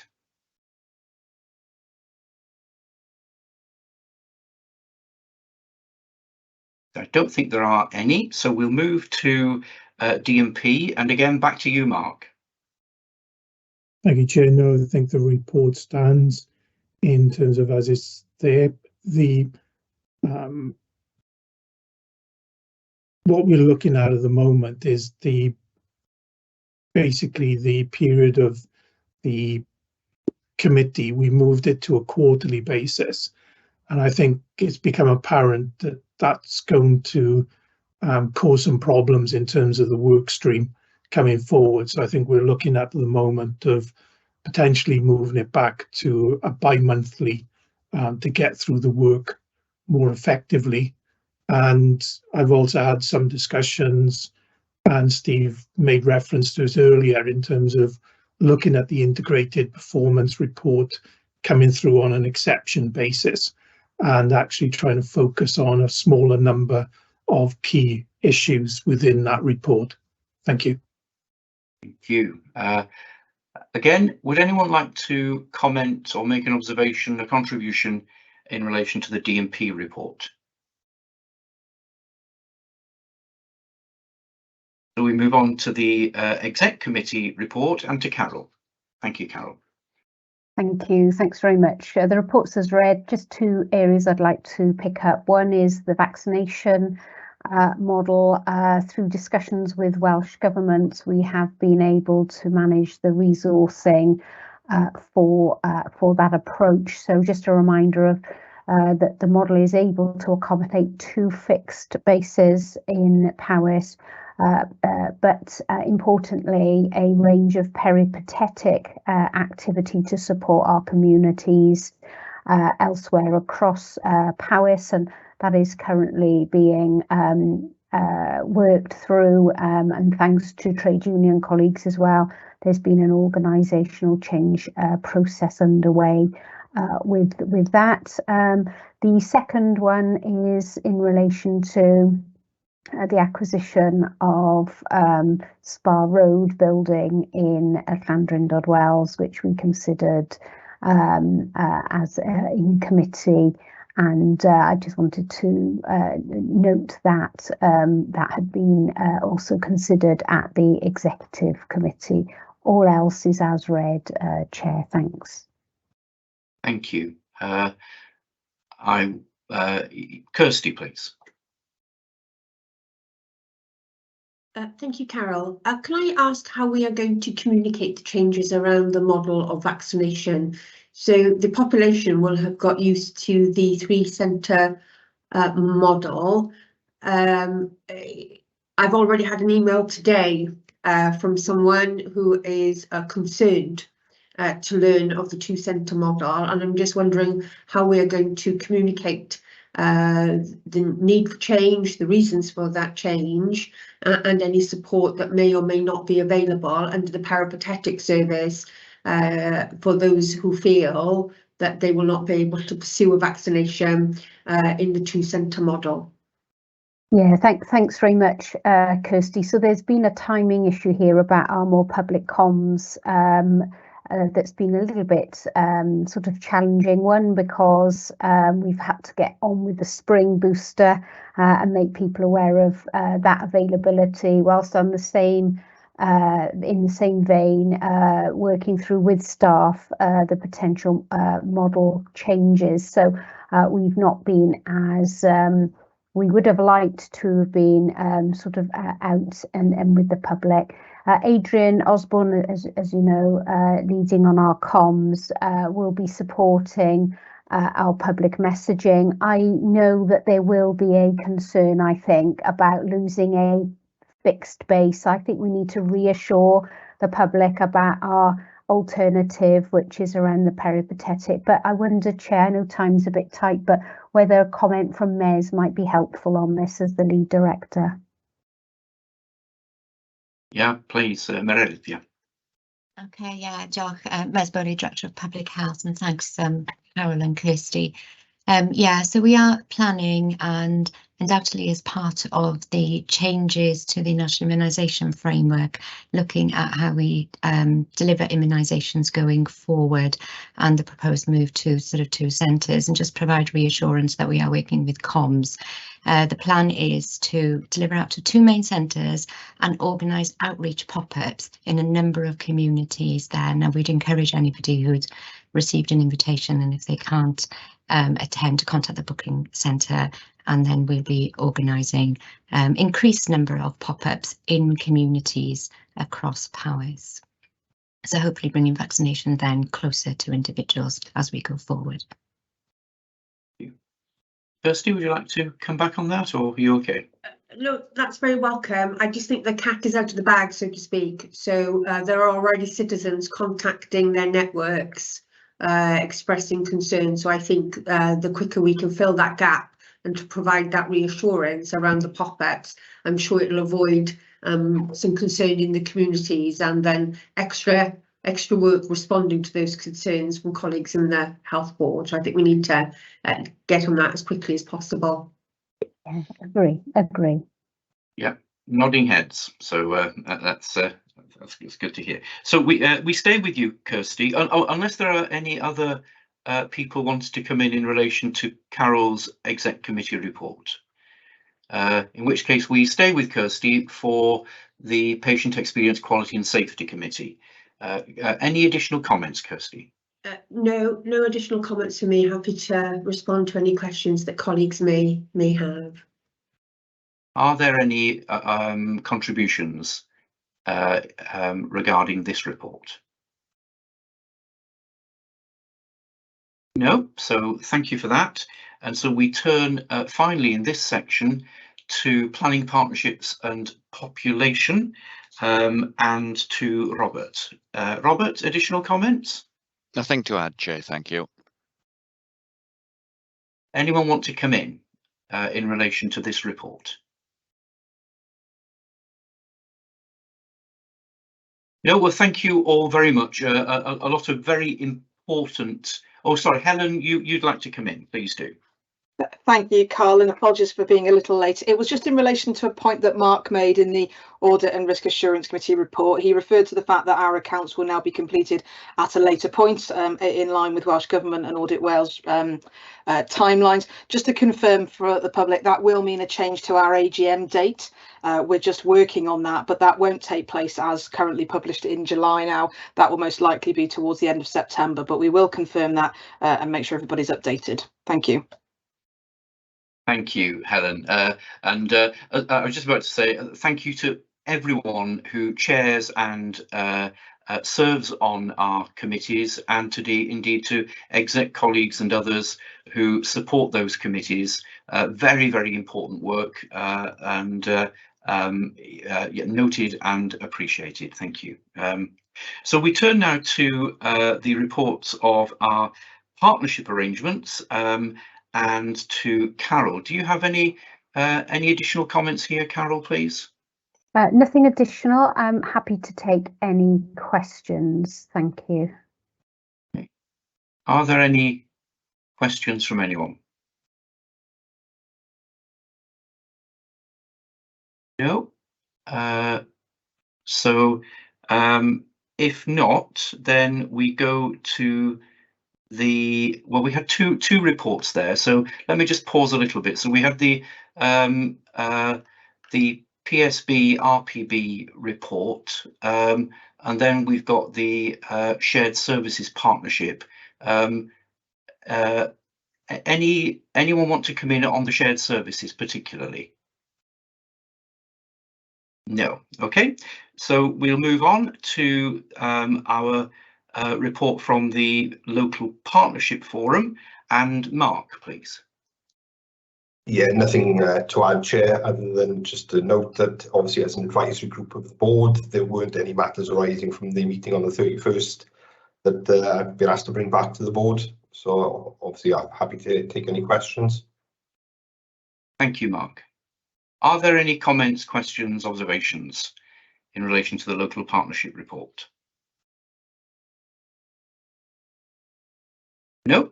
Well, thank you very much to one and all, and certainly not least, even if finally we come to Katie's swan song and with relish. So thank you, Katie, for the report. Again, I'll come to you to draw our attention to any particular highlights or anything that you want to emphasise. Thank you. Thank you, Chair. No, I think that the report, I'm happy to take questions on it, but I'm hoping it's fairly self-explanatory. I just thought it might be quite useful, given the speed of things happening, just to provide you all with a little bit of an update and assurance, I suppose, as to the discussions that I've been having, both with the local authority and senior colleagues at the Health Board, really. Obviously, the Llais comes into being on Monday, on the 3rd of April. So there are lots of opportunities for that. Last week, I met with the local authority and the senior leadership team there to talk through what it might look like going forward. And yesterday, we had a really productive and positive meeting with your senior executives at the Health Board to look at how things might move forward, given that we're not going to have the sort of regulatory meetings anymore, but we've also got to make sure that the duties that are placed on you and on Llais as an organisation, that we have the infrastructure and the ability to make sure that that they are delivered against for the population of Powys, I guess. There's quite a lot of flexibility at a local level within agreed national principles, which I think is going to be a real opportunity for Powys. And we've already started having discussions about what local might look like in Powys, and having done some research on how the RPB operates on 13 localities and the cluster groups, the arrangements that you've got for clusters, we would be looking to mirror those already established sort of boundaries, for want of a better word. I think the other important thing to say is that we're looking at recruiting new members. We have some volunteers coming over to us, but as I've described it, at midnight on Friday, the bus stops, and some people, some staff and some members will get off that bus and some will stay on it as it goes in a different direction, and some might just want to stay on it until the first stop. So we're going through a period of transition. I think we'd all agree it was a bit unfortunate that there wasn't a shadow year with all of this, because there's a huge amount of work going on right now as we speak. But I think I'm comfortable that that we've put interim arrangements in place to make sure that those channels of communication remain over the next, I don't know, the forthcoming couple of 2 or 3 weeks. And then the group that met yesterday, which was Helen and Hayley and Adrian and Stephen and myself and a couple of my team, that we will meet again in 5 or 6 weeks to reflect on how things have progressed since then. But I think just reflecting on the discussions today, and I've chosen not to sort of come in on various points, but I think it's really important that, you know, given the challenges that are being faced across public services in Wales, not just in Powys, you know, Ian's comments about being brave, and the discussion on the area plan, and Hayley's comments about sort of, you know, making sure that communities are communicated and engaged with where there will be changes and difficult decisions that will be taken. I think, and obviously Kirsty's comment now about patient feedback with the nursing stats and report, you know, it just proves the importance really of making sure that health and social care are aligned, and that that Llais is there in the middle of that, actually sort of supporting and making representations both to the Health Board and to the local authority. So yes, in one way it is the end of a long era, but it's actually the exciting start of a new chapter. So we look forward to driving it forward in the future. Thank you. Thank you, Katie. We have Steve, please. Thank you, Chair. Hi, Katie. I was just wanted to comment on the page 5 of your report, with the surveys, where you did a survey around, and some patients fed back. I think there's 9, Katie, on that occasion, and the patients said they didn't receive any information about the waiting times or how to manage their conditions whilst they wait. So we will follow up on that, Katie. You have emailed in, 'cause that's not a position I would necessarily recognise. I'm not saying that didn't happen, but all health boards and English trusts were told to write out to long waiting patients around about this time last year, and requested to keep in contact with long waiting patients as well. So we've got our own Keeping Well Whilst You Wait website on our page, for example. So just to give the board and the observers the assurance that we will follow that up. Thank you. Thanks, Steve. And Jennifer, please. Thank you, Carl. Katie, thank you very much for the report, as ever, incredibly helpful. I just wanted to check with you, really. I've been out and about in my capacity as voluntary sector, third sector, and I've met various members of the Community Connector service, etc. And I noticed that you refer to the Community Connector service in here as part of work. So I've been talking to them about Llais and about how we can make sure there's continuity, if not sort of growth in that bottom-up sort of patient feedback, citizen feedback. Are you satisfied? I don't know whether this is a fair question, but are you satisfied that there are sufficient links between the new Llais setup and all of the great work that goes on to make sure the Community Connector service being an example of that, to make sure that we will still hear citizen voice coming through? Yeah, I mean, we attend all the Community Connectors meetings in their localities, and part of the reason for looking at the localities was also to take into consideration where the Community Connector networks were, because obviously they're a key integral part, particularly in rural parts of Powys. There's always more that we can do. I mean, the CHC itself had an issue around how many people knew about it, but there's a considerable effort and energy now going into making sure that Llais is promoted and that we are properly resourced and that we're able to strengthen and develop those networks, recognising that we don't want to duplicate, any of us want to duplicate. There's enough out there, enough for us all to sort of make sure that we can feedback from different perspectives. So yeah, I mean, it's part of our key sort of modus operandi going forward.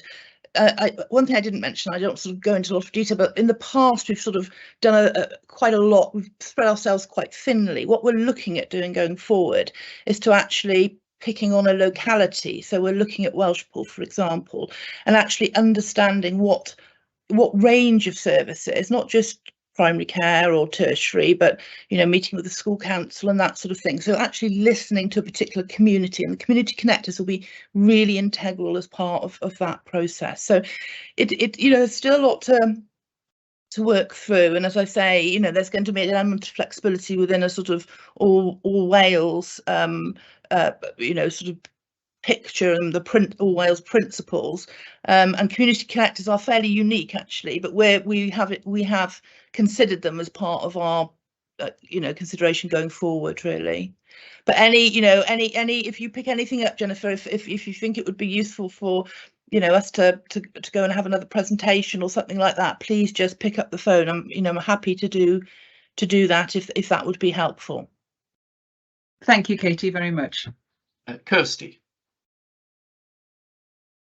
Thanks, Katie. I'm just wondering whether you could give us a very brief flavour of how Llais is going to approach its new responsibilities with regards to social care, and perhaps the interconnectedness between health and social care. Yeah, I mean, thanks, Kirsty, for that. I mean, obviously, we the complaint side of it, we've just recruited a new complaints advocate, and we're working with the team in Powys. So as I say, we met with Nina and her colleagues last week, I think, to look at how that relationship can work, because we've got a very strong relationship with the health board and with putting things right. And what we'd like to do is to sort of look at replicating that with the local authority as well. So, but of course, that's developing new relationships and all of that. So that's that perspective. So the other area that we've discussed quite a lot is around the scrutiny role. and the fact that it's democratically elected as a local authority and a health and social care scrutiny committee. So we're having discussions with the lead on scrutiny and members from that perspective. And then I think it's fair to say that Nina and Lynette, as Director of Education, we're meeting similarly on a fortnightly basis during this period, just so that we can keep, things are moving at quite a pace at the moment, so just so that we can keep talking, keep building, keep strengthening those relationships and working together in the same way that we have that productive relationship with the Health Board, whilst recognising they are new relationships going forward. Thank you. Does anyone else wish to contribute either in relation to the CHC report or indeed the update that Katie has offered about the transition to FICE? Sorry, Chair. One thing just on the basis of what Kirsty's question, we have agreed with Hayley and Stephen and Adrian that we will continue just to meet on a fortnightly basis, whilst the infrastructure is and clarity is being sought moving forward, so that we can keep that momentum moving forward and those communication channels open. So just from a Health Board perspective, that's already been agreed. Thank you. So we'll go to Helen as a last contribution. Oh, sorry, Carol, was that you wanting to come in as well or not? No? No, I have got a question, but I'm going to hold it bearing in mind the time, so That's no, okay. not a problem. That's all right. So we'll go to Helen and then we'll draw this item to a close. Thank you, Helen.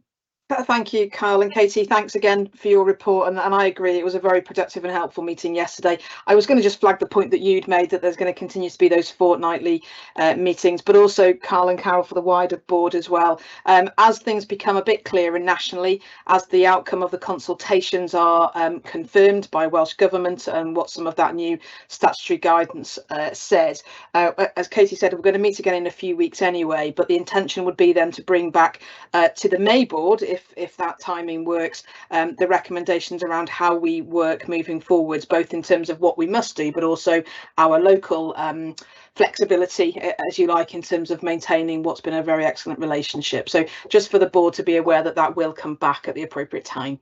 Thank you. Well, thank you. And just to echo where we started, Katie, huge thank you. Absolutely lots to celebrate and to be thankful for our working relationship over many years. And we look forward to building on that, albeit under new arrangements, and particularly continue working with you as well in your new role as regional director. So and please convey our appreciation and thanks, won't you, to your colleagues and volunteers and everyone involved with the CHC. Thank you. Thank you. I will. Thank you. So we come to any other urgent business. I haven't been informed of any additional business, so I assume, unless told otherwise now, that there isn't any. In which case, we close our meeting today. We note the fact that we meet next on the 24th of May, which again will be an online meeting, which will be live streamed and recorded and so on, as we have done today. And it just remains for me to repeat a heartfelt thanks to executive colleagues, to everyone that has worked so hard in preparing for today, both the arrangements, the papers, the information and so on. There's been a lot to get through, but actually it means that there's been a huge amount of work in order to provide us with the information to go through. So thank you very much indeed, and look forward to seeing you at the next meeting. I'm sure many of us will see each other sooner rather than later. So, but for today, thank you very much. Diolch o galon ac mwynhewch gweddill y diwrnod. Hwyl fawr.